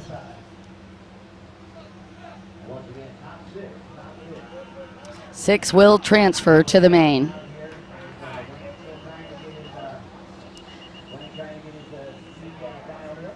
Okay, again, it is Amir Hawar out of the UAE with that hole shot.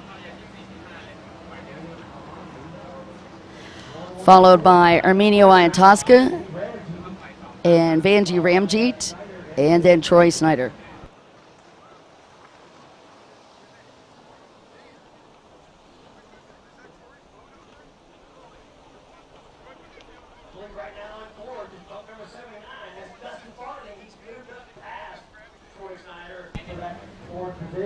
Dustin Farthing, who didn't get as good a start, has moved in to the 4th place position.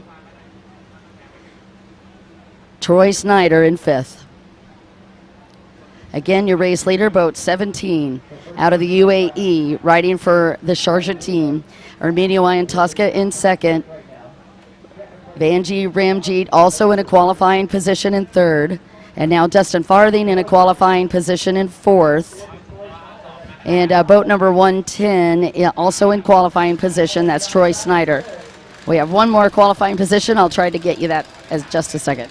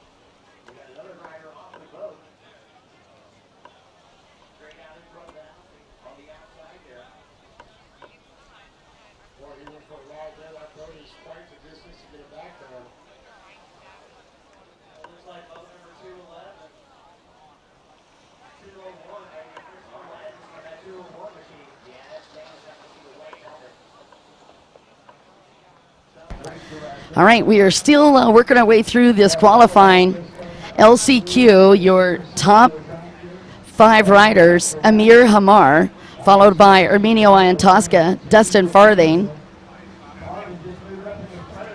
And Farthing continues to move his way up into qualifying. He's in third. And then boat number 110, that is Troy, also in qualifying.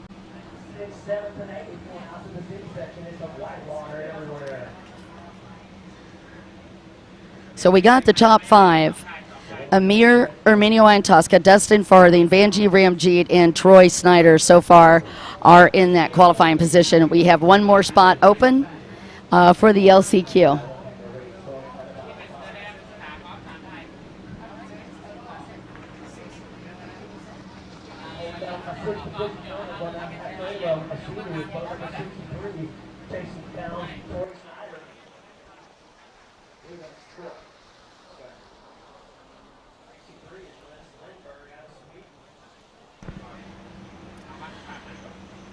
All right, that's Dustin Farthing, who's moved up into third, and we have a white flag out.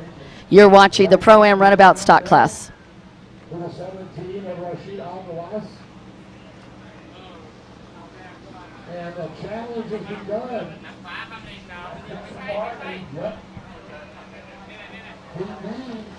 Oh, I think might be Linus Lindberg, who has moved up into that final transfer position. Linus Lindberg also in that transfer position, the final transfer position.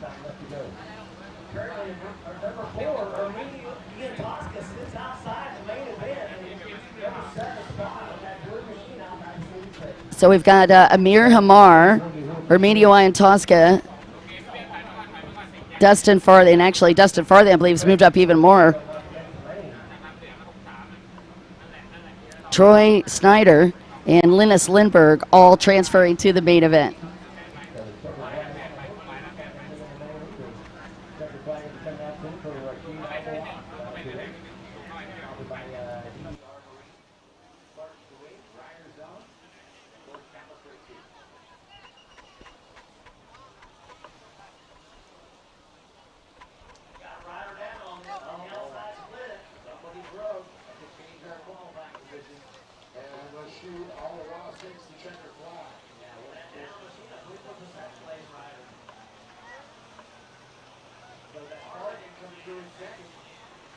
Congratulations again to Dustin Farthing for taking that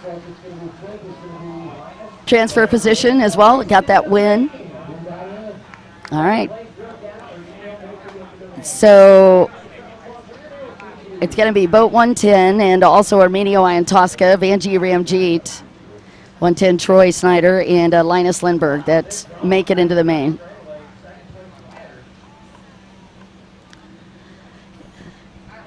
Waiting for Khalid Alamati to try to make it in as well.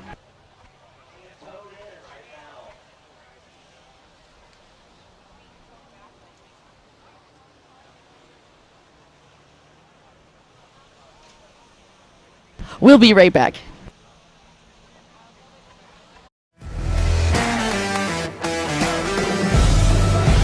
WGP1 World Championship.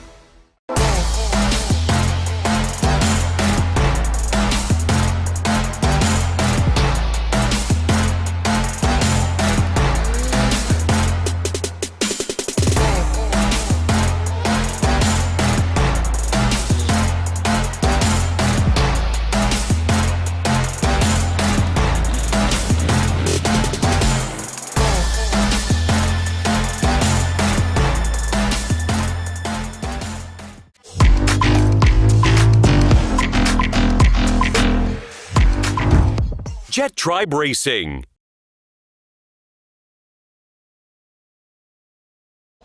Here this weekend, the fastest super chicken in the world, 54 miles an hour. Of course, these super chickens, they were built by Kawasaki from 1991 to 1995, and they actually became a lot more popular in the last 10 years or so. They just exploded, and they went from, you know, I one for $500 or $600 to now they're like $5,000.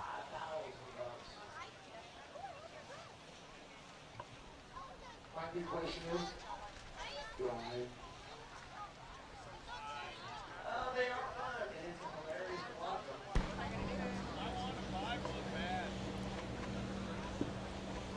All right, in this vintage super chicken class, this is going to be Moto 1, Heat 10 on the line. We got Moto 88. Totally just getting out of Newton. All right, we're down here. We thought it would be fun for you to get an opportunity to meet the twins from Thailand. These are Jokelit Moli's twins, a very famous rider in Thailand, and we are very lucky to have them over in the United States. And not only are they coming to visit the country, but they are also going to be going home with some hardware already this week. I'm down here with Tana Nguyen, who just won Moto #1 in the ski division. And tell me how you're feeling right now. Feeling awesome right now. Feeling very excited. Did you get a chance to look back and see that your twin was next to you? Yes, I've been seeing him at the back of me a little bit, yeah. And Tana Nguyen, how did it feel for you to get around and be able to finish first and second? Feel really excited, just being 1 and 2 together, standing together, always. Is there anything that you guys would like to say to your dad? And how would he rate your race? Would he give you a lot of feedback on how you rode today? He would give me like a very good ride today, and tomorrow try again. Yeah. Try again tomorrow. Tana Nguyen, feedback for you too?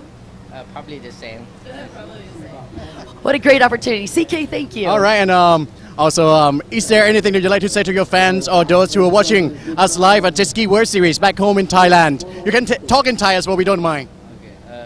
ฝากติดตามซิกธนวินที่ 4 ด้วยนะครับฝากติดตามที่ 30 ด้วยครับจะสู้ให้เต็มที่ครับ All right, all the best for you guys. สู้ๆนะครับ เป็นกำลังใจให้นะครับ ขอบคุณครับ Thank you very much, Tanawin and Tanawit Moli, for joining us at the interview.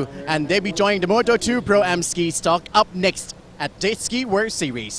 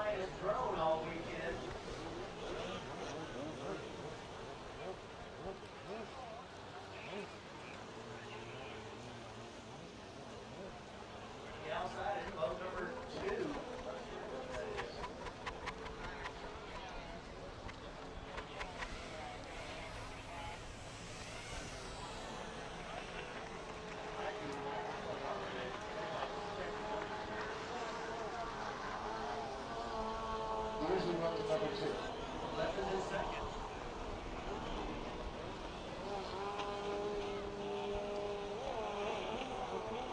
Back in third is that former Steve Hoskins machine, that 197 Super Chicken, holding the third spot. We got Susan Zipkin.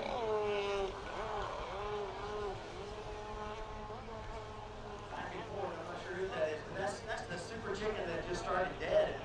That thing's got good sound motor in it. Well, it's an open class. We might have some, I don't know if we have some 1100s in there, but these are souped up machines, guys. Open your wallet, anything's possible.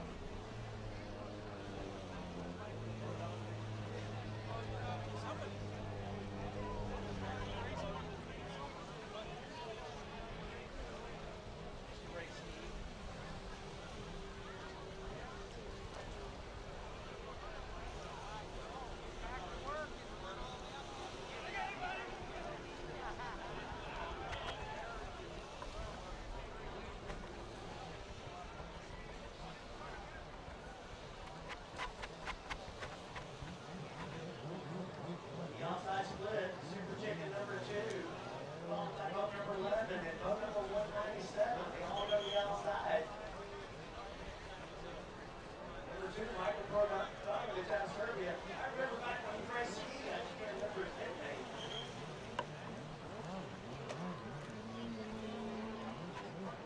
We love nicknames in the water sports industry, so if you're a rider and has a nickname, come up and tell us. We'll announce it.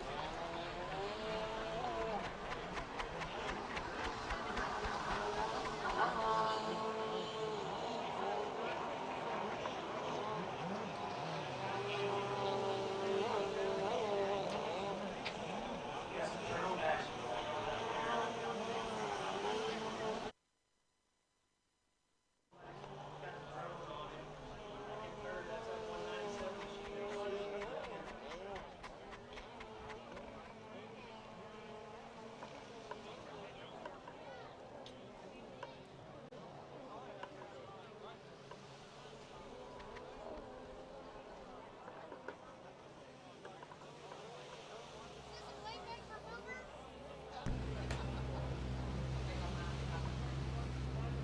Again, Tully Zipkin out there on the track, Susan, Michael Prodanovich leading, and Pete Burke also part of the Super Chicken excitement.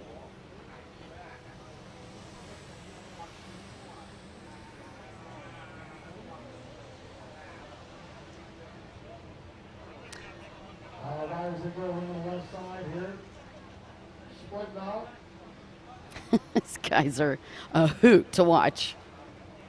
Looks like they're all going on the outside split. You know, it's funny that we have so many vintage classes at the World Finals. One of the reasons that we do that is we're truly honoring the roots of the sport. And this is one of the portions of that.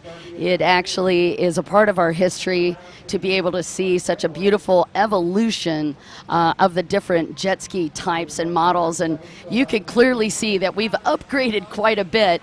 When you look at the top speeds of runabouts today, those top speeds are anywhere from, oh my gosh, they could go buoy to buoy as quickly as 70 to 80 miles an hour. And the Super Chicken, I don't think ever saw any side of 70 miles an hour. Probably pretty lucky to even get 30 miles an hour, and that's with aftermarket parts. So that evolution is so cool to watch. Same with the jet skis, where you'll get to see that later today as well. When we started racing, it was 300s, 440s, and 550s. That was still a very small engine and a very narrow-bodied boat that we would ride. And then you take a look at these big wide-body 1500 four-stroke engines that go over 75 miles an hour top end. That's the stand-up. That's what the evolution of the stand-up was. So we really have come such a long way in racing, but this is our roots for sure, being able to show you where jet ski racing came from, and the Super Chicken is one of them. The boat was actually designed so that you could ride side by side, if you would like, in a party cruiser, really.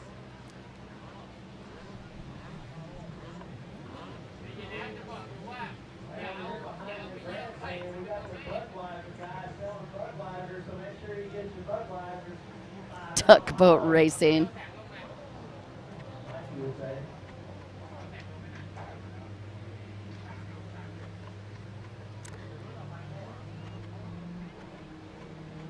It was actually Rashid Aldawas that took that lead and win in the race that we were just watching, that LCQ. There were multiple number 17s in that class.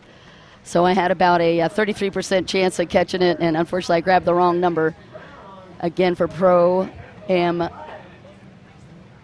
runabout stock, that LCQ was, the winner was Rashid Aldawas.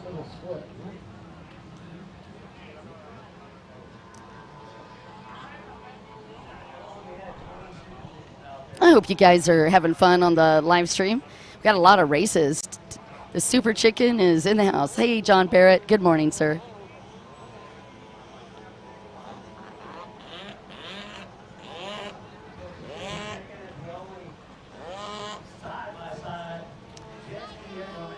That is your race leader, Mr. Burke.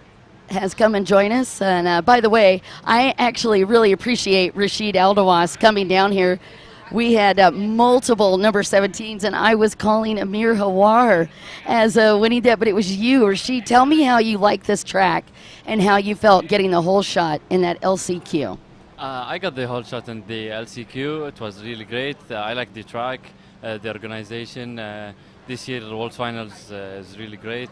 Liked it, and everyone was here being nice. We hope for more world titles for me. Well, we hope so too, because you certainly have a very impressive team. Kuwait over the years has gotten many world titles. Please share with us how many titles you have. And with this year I got 12 titles. This year I got 2 titles, the Superstock Pro-Am title and the Runabout Naturally Aspirated. And we hope for more titles. I'm racing the Pro-Am stock today. You're listening to Rashid Aldawas, who just took that win in Pro-Am Runabout stock. And that Pro-Am Runabout stock was packed. Were you surprised to see that many people that were some of the top names in that LCQ? Yes, it was interesting. Last year we were like nearly 20 riders, and I got second with because my angel failed. This year was packed more than last year, and I didn't do well in the first heat, but I got the first in the last chance qualifier, and I hope better hopes for the Moto 1. Well, I can't wait to see more racing. Thank you so much, sir. Thanks to you. You bet. Again, you were just speaking with Rashid Aldawas, boat number 17, your winner in the LCQ on Pro-Am Runabout stock, and they are going to have a massive stack talent when we get to that main event coming up later. Right now, you're still watching Vintage Superstock, and we got a bunch of great shots of Pete Burke. The winner was Michael Prodanovich on boat number 2.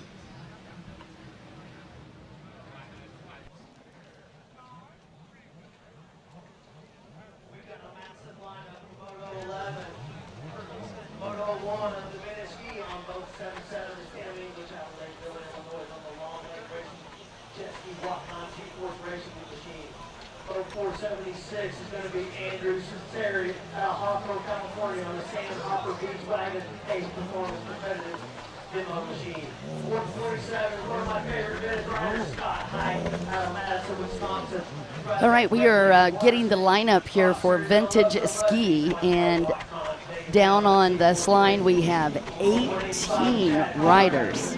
That's right, 18 riders in Vintage Ski. I was not surprised. For whatever reason, this is one of the craziest fun classes in the U.S.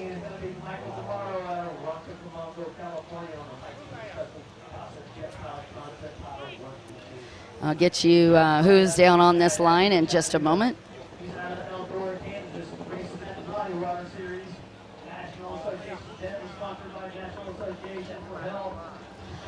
All right, we're watching Vintage Ski on the line as they get ready to go. And the pole position on the inside is going to be Tim English. And the pole position on the outside is going to be boat number 34.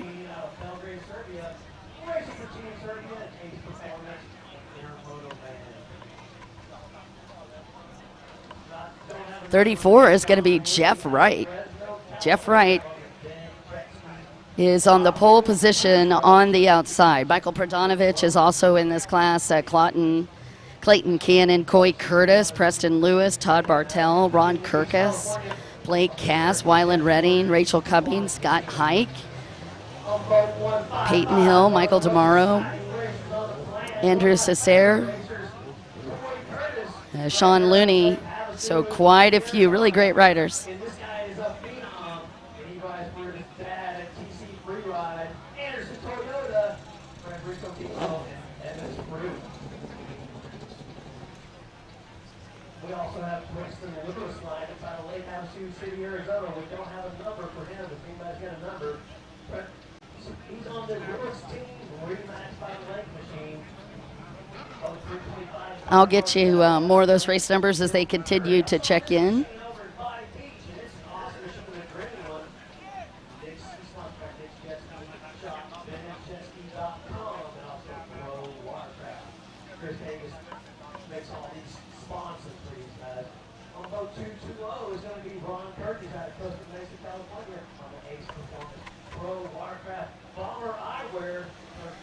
Okay, now this is truly old school. You're watching the vintage ski. We just got through talking about that.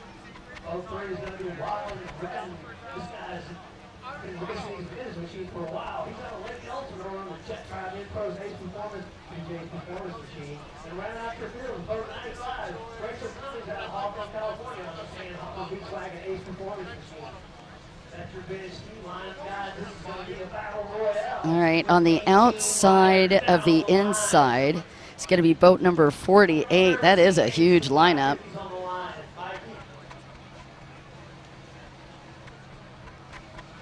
And Prodanovich doing back-to-back duty here. Just got through with the Super Chicken, and now he's going to be doing the vintage ski class.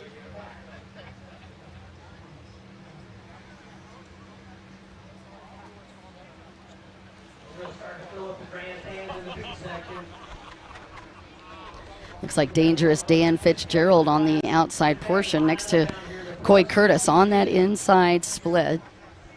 And then Peyton Hill is on the outside of the inside. The gentleman lighting up on the 185 boat, that's Chad Carr.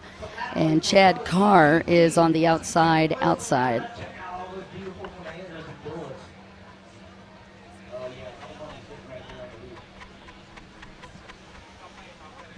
WGP, we're going to have about $600,000 in machines on the line. But you like to say a very special thanks to all your great sponsors here. Thank you for the first annual Beautiful afternoon. We're here in Lake Havasu City, Arizona. This has really been the jet ski mecca.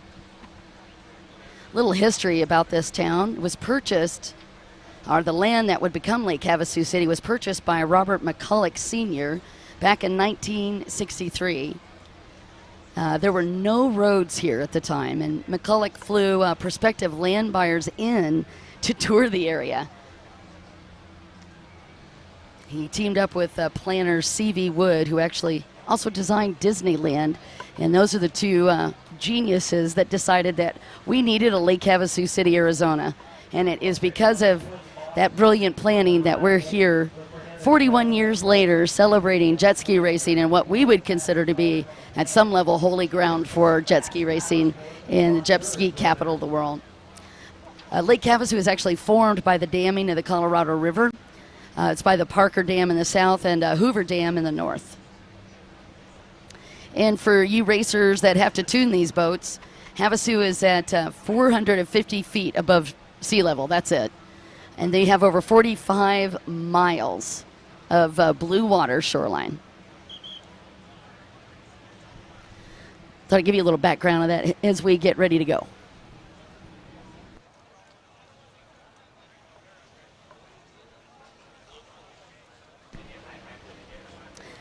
Now, this is not going to be a World Series class. You won't see this class, unfortunately, in Thailand.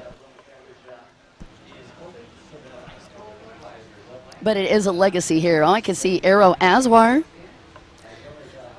Brett and Doug Underhill down there, and Wendy Underhill talking, getting ready to watch the racing.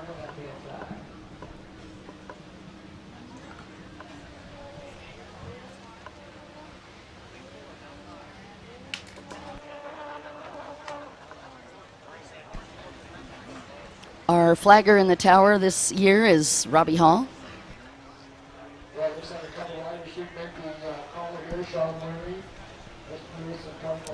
It is his job to make sure that the riders are able to get off the line accurately and without jumping starts. You get a chance to hang out with us and the fans here, and those stands have been filling up throughout the week. I want to thank you so much to deansteam.com, performance specialist for all your watercraft needs. Trust that team with more Pro Stock and Aqua X titles than anyone in the world. deansteam.com.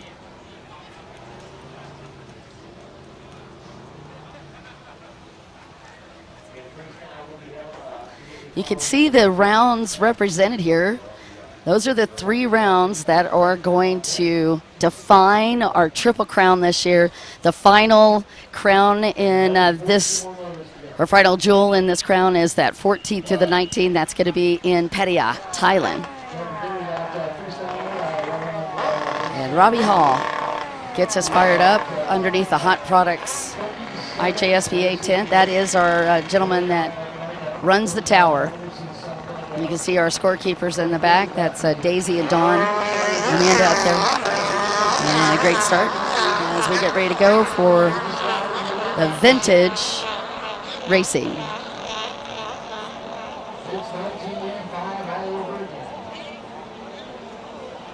Seven laps.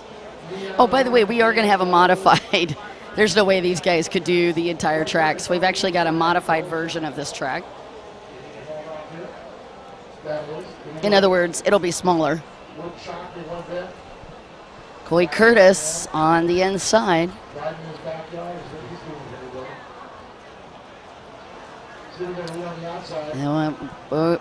Troy Curtis on the 155 on the inside.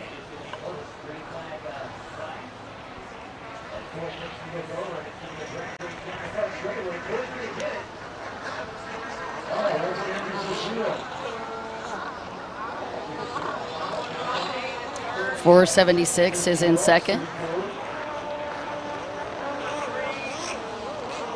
And looks like Dan Fitzgerald on the 118 in third, and that is Andrew Cicera out of Hawthorne, California in second.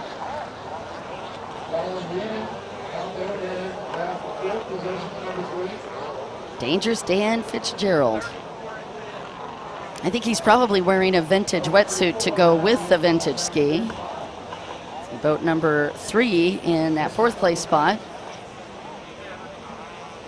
That's Wyland Redden.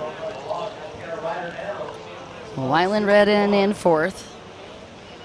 Again, your whole shot and current leader, boat number 155, Coy Curtis.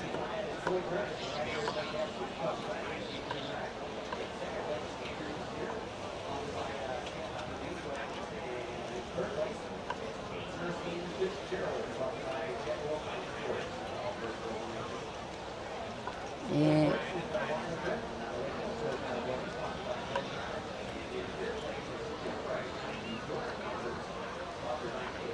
Okay, the race leader, 155, Coy Curtis,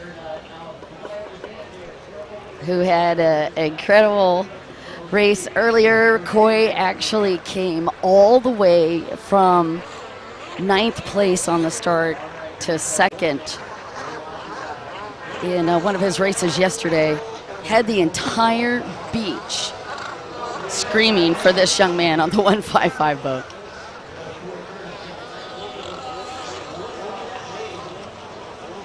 Oh my goodness, they're going to make him do the log jump. We are an evil group of people that we make the 550 to do the log jump. But on the old tours, that's how they used to do it.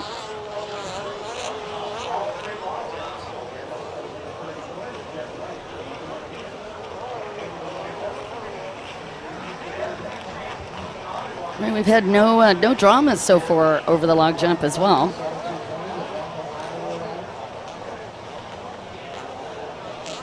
This is truly the origin of the sport, Lucas. Yeah, I was talking about.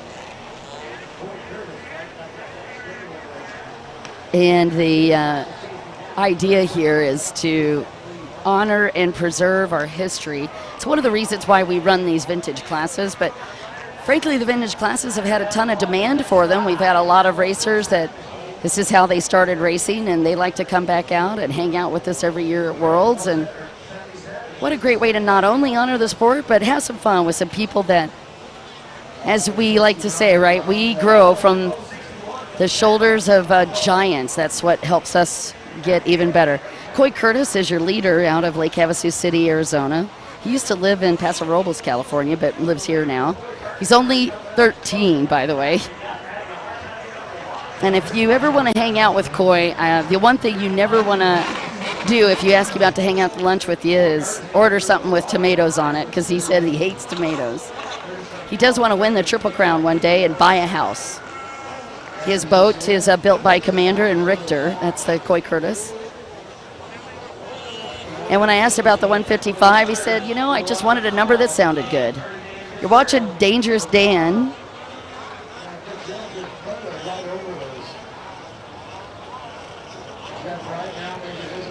Dan Fitzgerald out of Sylmar, California on the 118 boat. He's in third. He is 59 years fast, owner of Jet World Power Sports in Castaic, California. And the 118 is also a dealer for Sea-Doo, Kawasaki, and Jet Ski. And I love Dan Fitzgerald's quote, life is short, enjoy every day. Commander built GP1 550 vintage built by him, he said. His pre-race drink, as you can tell, he's very healthy. He always drinks a can of Coke before each race. Talking about Dan Fitzgerald. Dan, by the way, has a pretty big and long racing career. Check this out. 5 world championship titles, 1 national championship title, 1 King's Cup championship title. What am I eating? I'm not eating anything.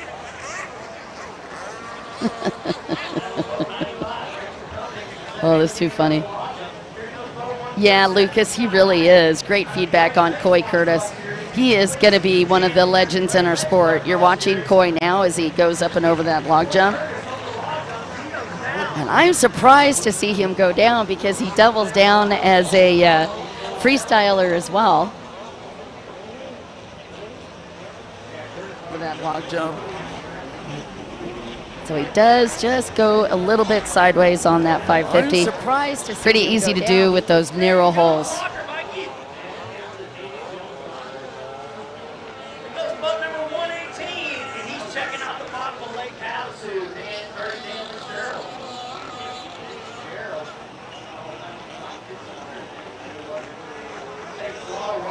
Coy Curtis on that back stretch. Your race leader just cruising through traffic.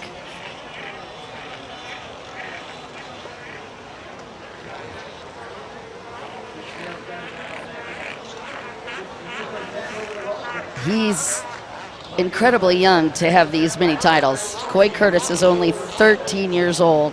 His first win in 2021. But man, when he started getting titles, he nailed a whole bunch of them all at once. 4 world championship titles, 4-stroke AM lights, pro 4-stroke. He also raced motocross for 3 years. He was the youngest kid ever to do a backflip on a jet ski.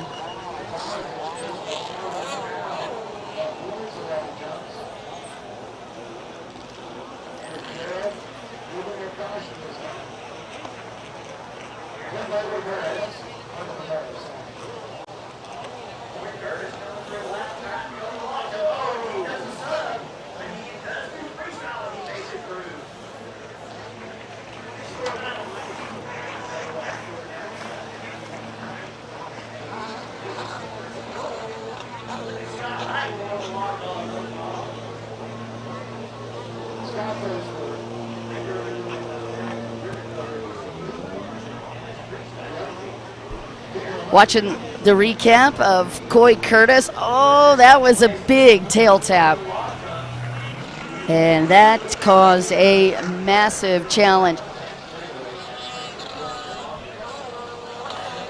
He had a massive tail tap on that one, and that definitely going to cost him a couple positions. Let's see, maybe not. I mean, Coy was that far ahead, but that had to hurt.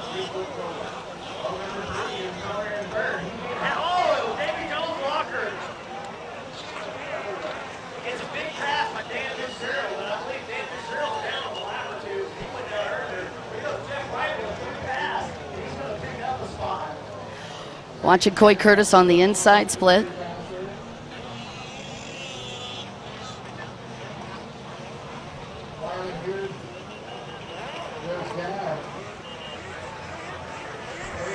Great recovery. White flag is out. Again, it was Andrew Cesare in second. And Dan Fitzgerald in third. And Coy manages to skim over. Oh, and he punches it again. A lot of drama on those log jumps today. You can imagine what these guys went through dealing with these 550s out on the tour.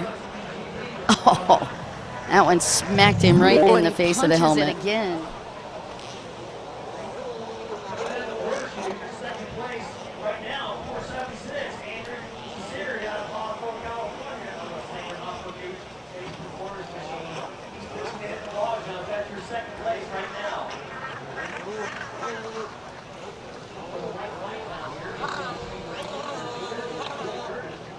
Okay, Coy Curtis, despite some severe altercations with the log jumps, still in the lead in this vintage ski class. I am just saying, now he probably wouldn't need any, but pretty much the rest of this class is going to need ibuprofen before too many hours go past.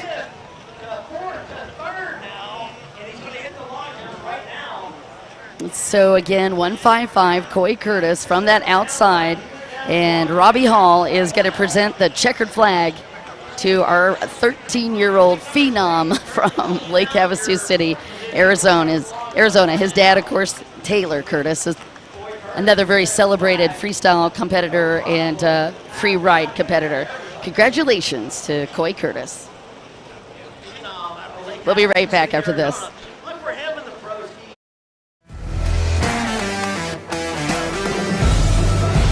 WGP 1 World Championship.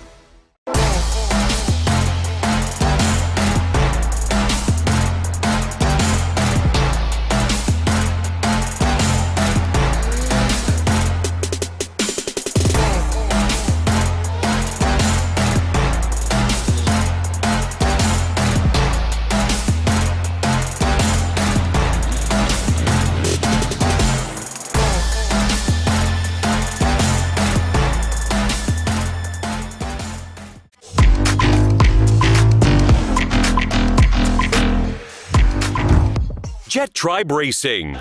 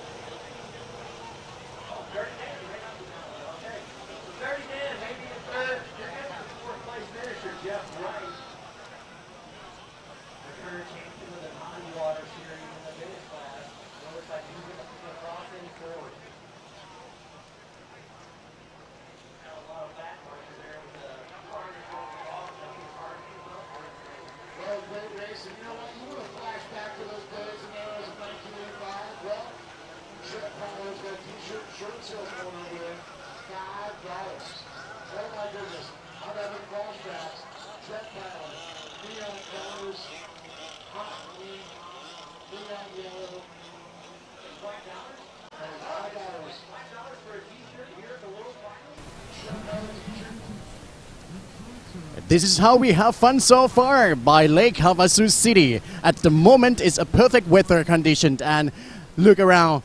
There are a lot of spectators coming up, and also coming up next with the WGP 1 Moto 1 Pro Ski GP, which is one of the major races. Again, better grab your seat tight and get ready for the excitement, and maybe for those tuning in from afar, from Far East especially, you better grab a cup of coffee in your hands, and because the difference of the time zone, and check out the time schedule on our Facebook official at Jet Ski World Series. And up next, hearing the sound of the engine right now. Once again, ladies and gentlemen, this is the WGP 1 Moto 1 Pro Ski GP. Back to Don.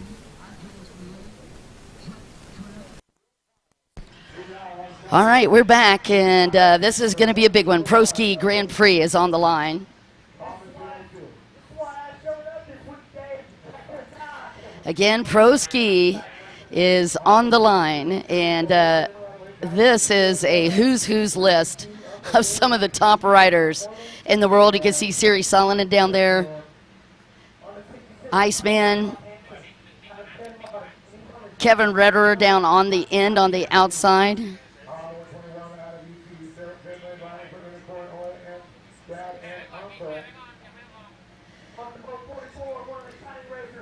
It's going to be boat number 66 on the outside pole position. That's Oliver Koch-Hansen. And then on the inside pole position, it looks like 202, Cole Kramer. And that they wasted no time on that start. Quentin Bosch was lined up on the inside. James Wilson also on that inside. Rafael Moran is on the inside.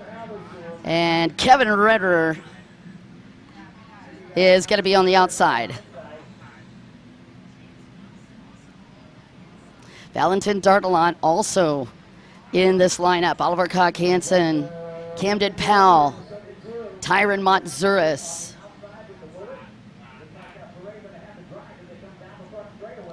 Perret also in this, so it is going to be Jeremy Perret, and that was a very tough break for Jeremy. That was a big collision off of that front stretch. So in this, so it is going to be it might have been Montzuris that went into that with him. So Perret in the danger zone as we get the course marshals over there and get them picked up. But man, that was a tough collision.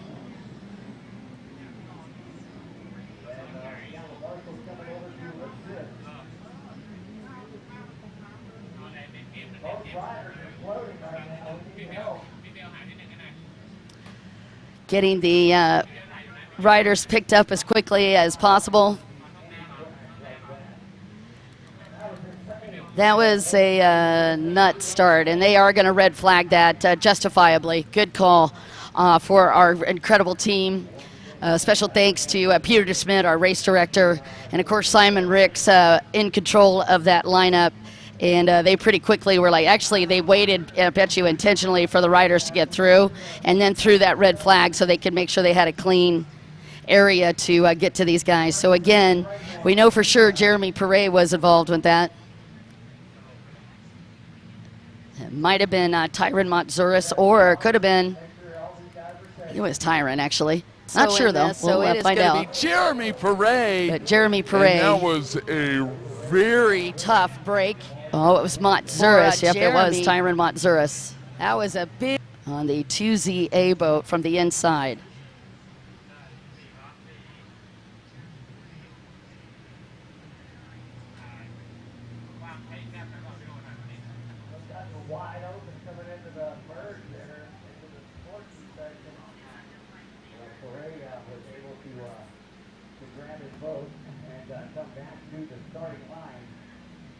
Oh no, tough break. They are going to get them checked out as quickly as possible, but Tyron went down hard as well.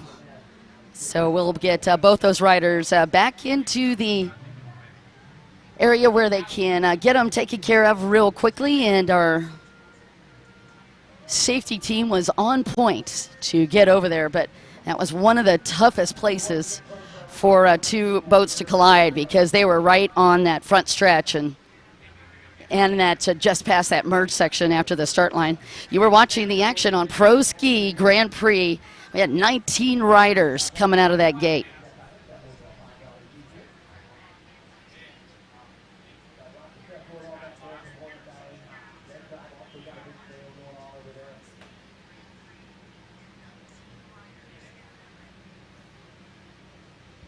Just getting these guys reorganized. Here's a procedure, by the way, in case you guys are wondering about that. What will happen whenever we have that kind of crash? We immediately bring all of the riders back to the line, but we want to make sure that the riders that need taken care of, we have a number of course marshals that will go down supporting those riders, making sure that they are taken care of all the way through the process. So we do not restart that race right away. We want to make sure that we've got all the course marshals back out. I'm not sure if you're aware of that, but each one of the course marshals has a different zone or a geographic. It's like a zip code. They all have their own zip code out on the track. Certain course marshals will handle the start line. Another set of course marshals will handle the left-hand side and the split section. Another set of course marshals will handle the log jump. And then another set will handle that far back right area where they go onto the back stretch. So each one of the sections of this track is actually maintained by course marshals. And it's actually zoned out, so they know exactly where to go. But when you have an incident like that, we also have what we call a backup plan, emergency plan, so that the course marshals know who needs to go in and get those riders. So it's not all of the course marshals. Typically, they don't all go in at once. It's whoever's working that zone. So just a little bit of a recap on how we handle incidents whenever we've got that, and all of it is safety first. We want to take care of the riders as quickly and as best as we can. Getting a little shot down of Martin Manny, another crazy fast Estonian rider. While I do have a minute, let's talk about Poland and the standings as we get these riders ready to go in just a minute. And the Pro Ski Grand Prix points from Poland coming into this second round. It's Raphael Moran from France with 187 points. Kevin Rederer is in second with 181 points. Martin Manny is in third with 175 points. Nacho Armias, who is here, he will not be racing this weekend, but he is in fourth place with 169 points. And Quentin Bosch is in fifth place after a pretty bad breakdown. He's in fifth place with 142 points. I don't know if you guys remember that, but Dustin Matzuras was actually doing really well in that race out in Poland, and then got off his boat. He actually ripped intake grade, and all kinds of things were going on with his boat. But he also suffered a pretty tough injury. He will be okay. He is going to be come back and racing, but it's just taking him a little bit of time to rehab. Meanwhile, we're getting an incredible series of video logs from Dustin Matzuras. Quentin Bosch was also a part of the breakdowns. That was what caused him to not garner any points. I actually did get a few. I take that back. He had 16th, so he got 12 points for that moto number 4. We had 4 motos for these guys in Pro Ski Grand Prix in Poland. That was in Ostrowarki the 19th to the 24th of July this year. And there's a great shot of Quentin Bosch on boat number 98.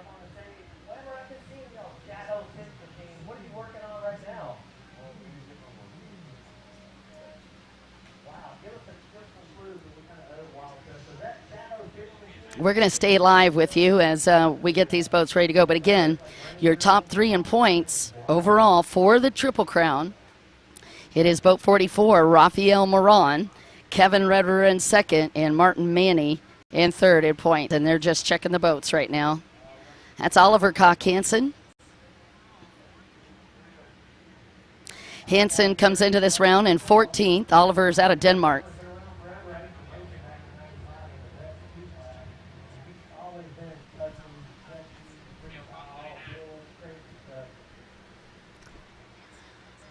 So your points leader is going to be lined up on that inside.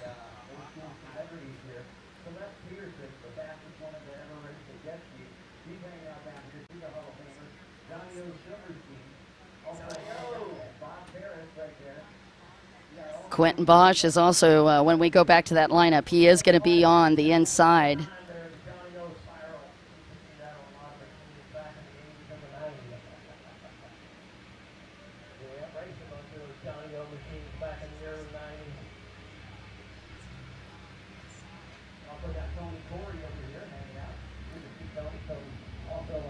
Oh, we actually have two 44s.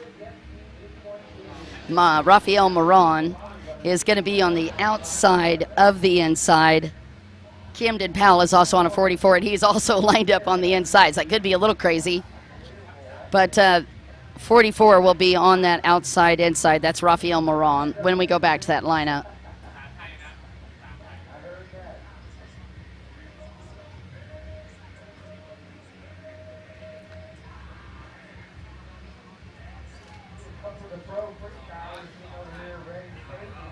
Still just waiting for clearance from the tower to come back to the water.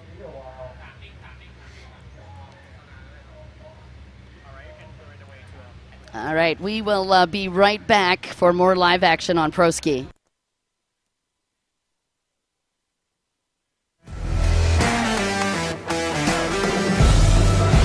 WGP1 World Championship.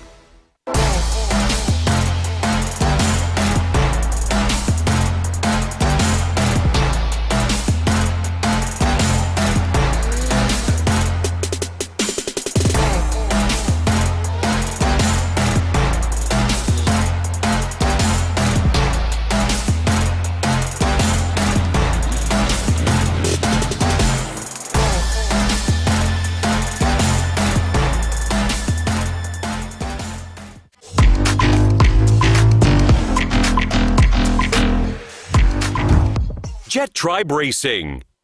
It's time for ties to encourage each other.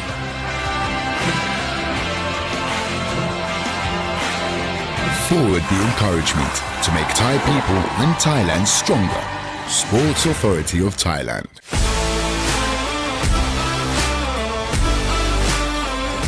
National Sport Development Funds.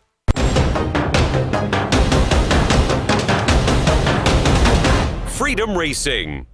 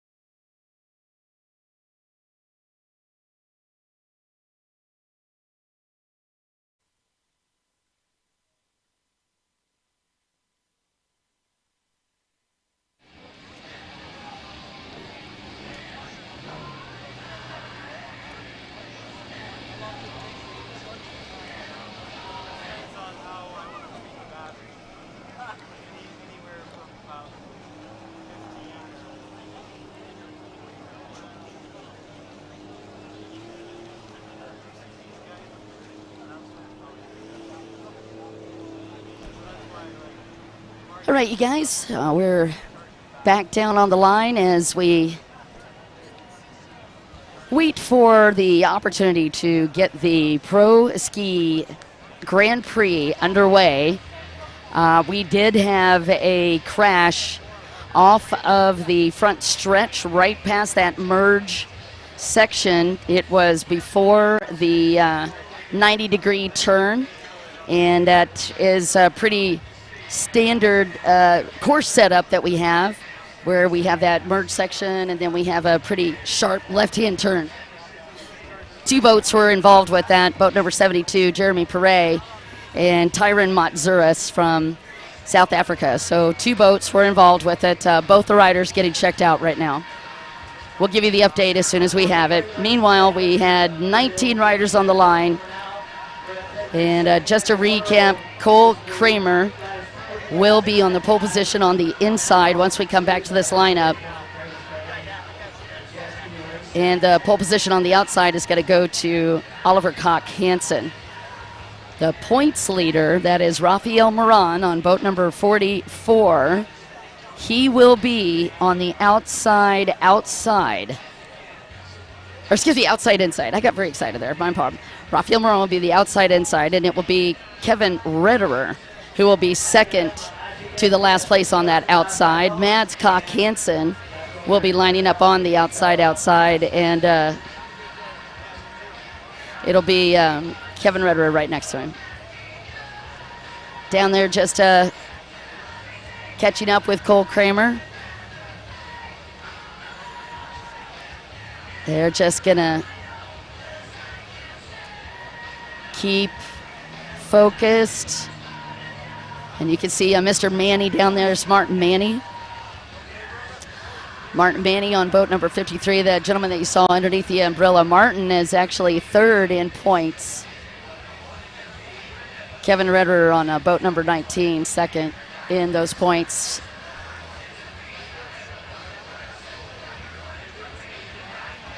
Manny will also be lining up on that outside.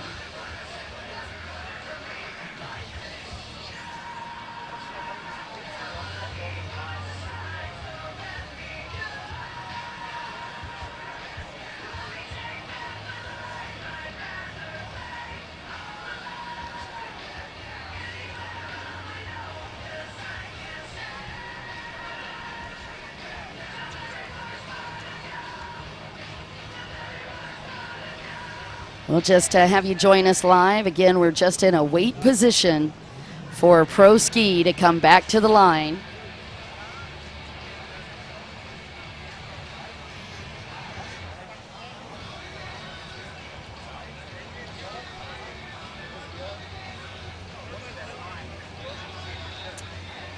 You get a shot there of the right-hand side of the track.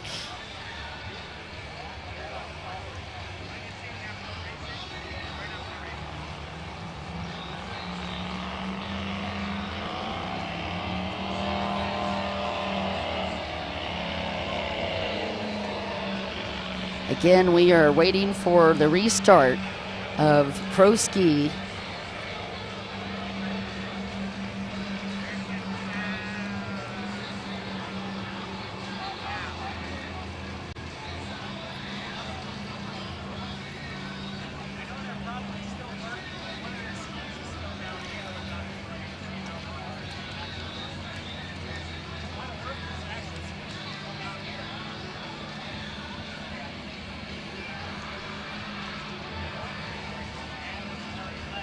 You can check the schedules. We do have an updated schedule for the different times. Give me just a second and we'll actually help you with who's going to be next.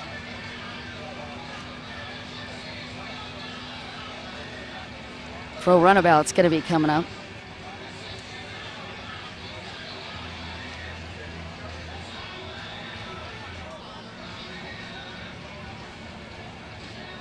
We got a celebrity lineup here as well. Give a shot there of Rafael Moran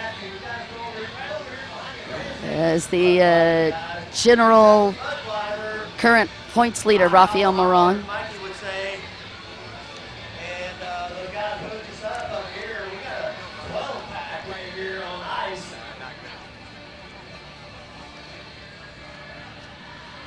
In the Pro Runabout class, we're going to have over 17 riders.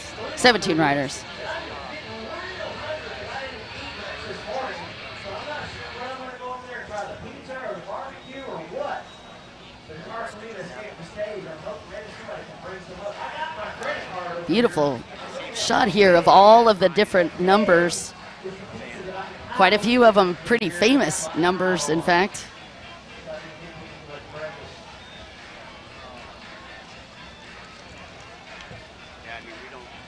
I don't know for sure, but and I'm watching it, like I can see the boathouse from here, and the ambulance is still here.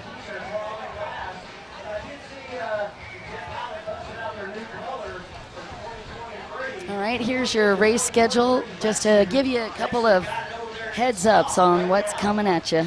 Pro Ski, this is going to be Moto 1. We will have 2 motos, 1 of 2. Pro Runabout GP is going to be after Pro Ski, so they'll be on deck. And then Pro-Am Women's Ski Stock, it's going to be the second moto for them, Amateur Women's Runabout, Junior Ski, and Pro Sport GP all coming at you within the next 5 races. We're watching the first day of Pro Day.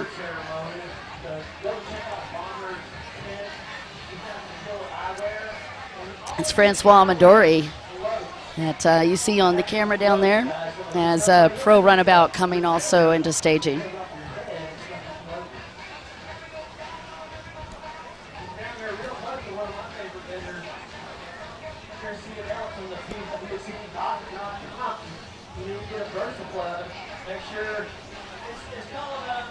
Again, 19 riders were on the line for Pro Ski GP, and we are on the hold button and waiting for the restart of that race.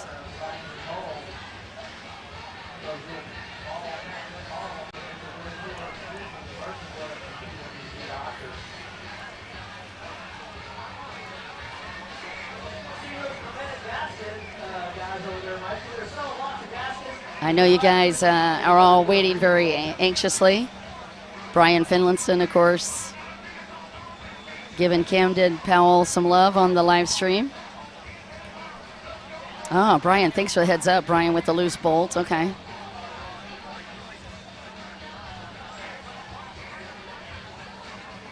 Yep, we are, of course, hoping that the number 2 and the 72 are okay.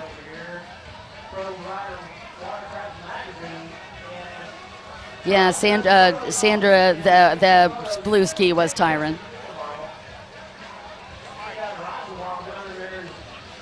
Yep, they're getting everybody checked out right now, guys. I've seen a lot of chatter on the stream. I will give you an update as soon as we have it.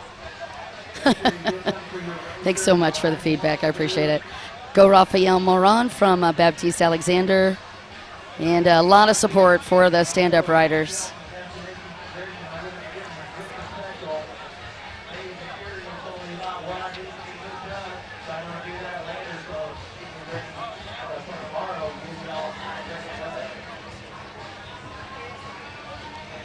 Still waiting to bring those riders back to the line, but again, all of the shout outs that you're giving on the line are very, very appreciated.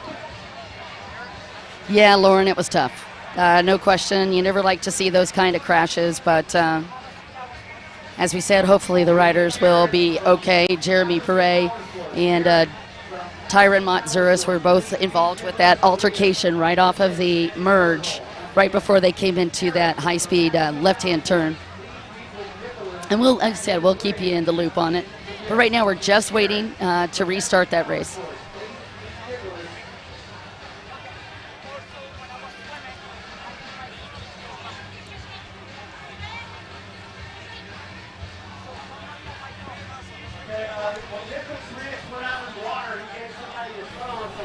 Well, ladies and gentlemen who are watching us live right now at Jet Ski World Series, at the WGP 1 Moto 1 Pro Ski GP, we had to take a little break because of the unexpected incidents happened.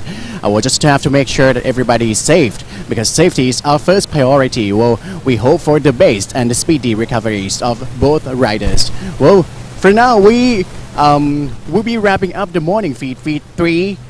Before we take a break with the WGP 1 Moto 1 Pro Runabout GP, which is also one of the major races as well, before we come back with Feed 4 coming up this afternoon starting from about 1 p.m. Arizona local time onwards. So don't go anywhere too far. And right now, back to Dawn.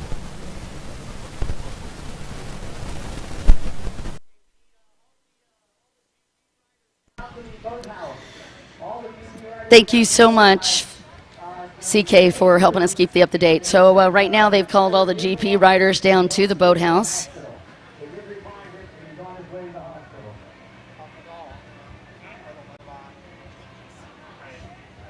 Hey, Peter Stordoyle on the live stream. Hello.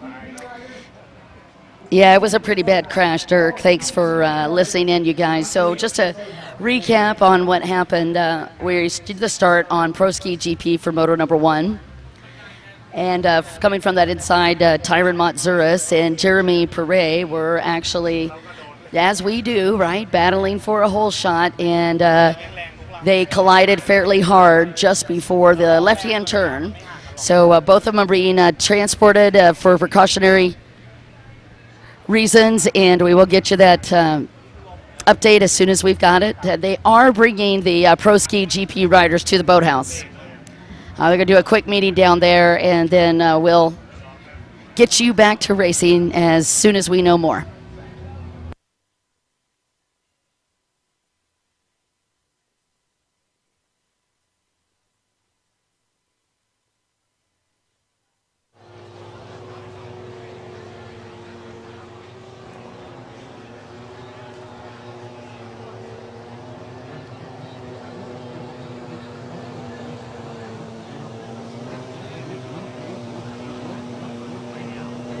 And as you can see, the riders making their way down to the boathouse.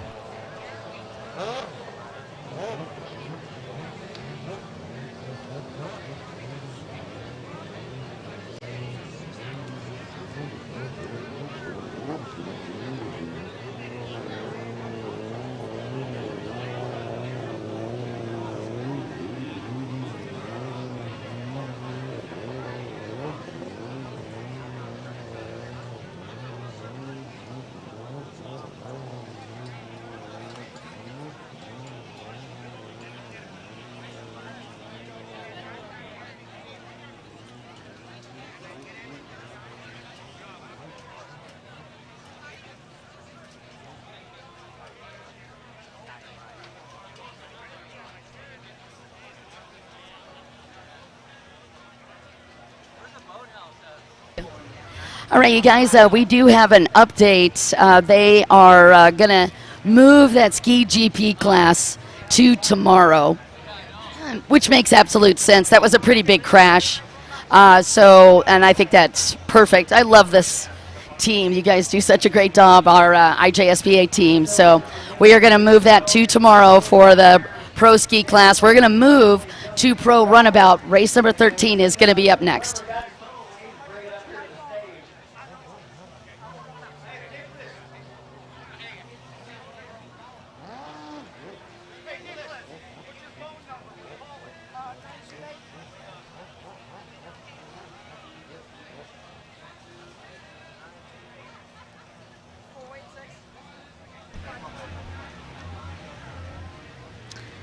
All right, again, here's your update for the live stream.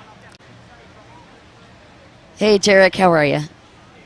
We are going to move Pro Ski GP, that first moto. We're going to move that moto to tomorrow. And we're going to switch over to race number 13. We're going to go to race number 13 today. So we'll be doing runabouts next. Runabout GP will be next. Pro Runabout GP will be your next race on the line.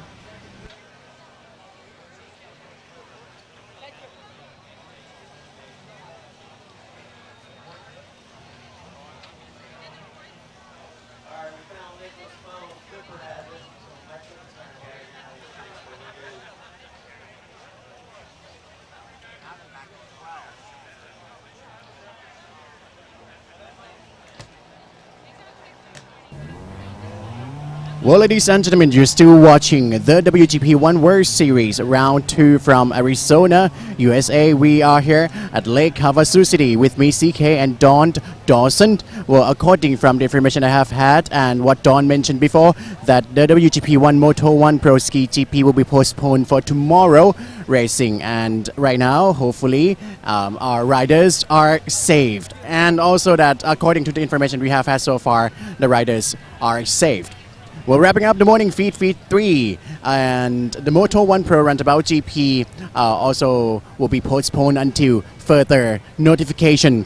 And we'll come back with feed 4 coming up next this afternoon, starting about from in about 1 hour from now at Arizona local time. Don't go anywhere too far because more races and excitement await when we return on Jet Ski World Series.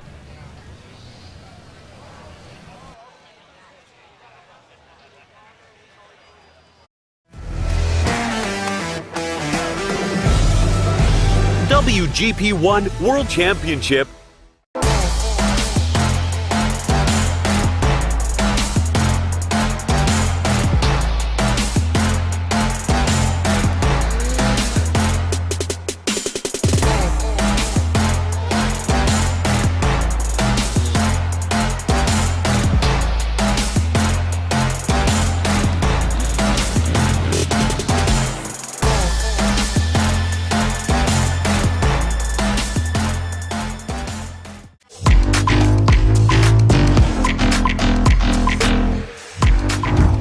Jet Tribe Racing.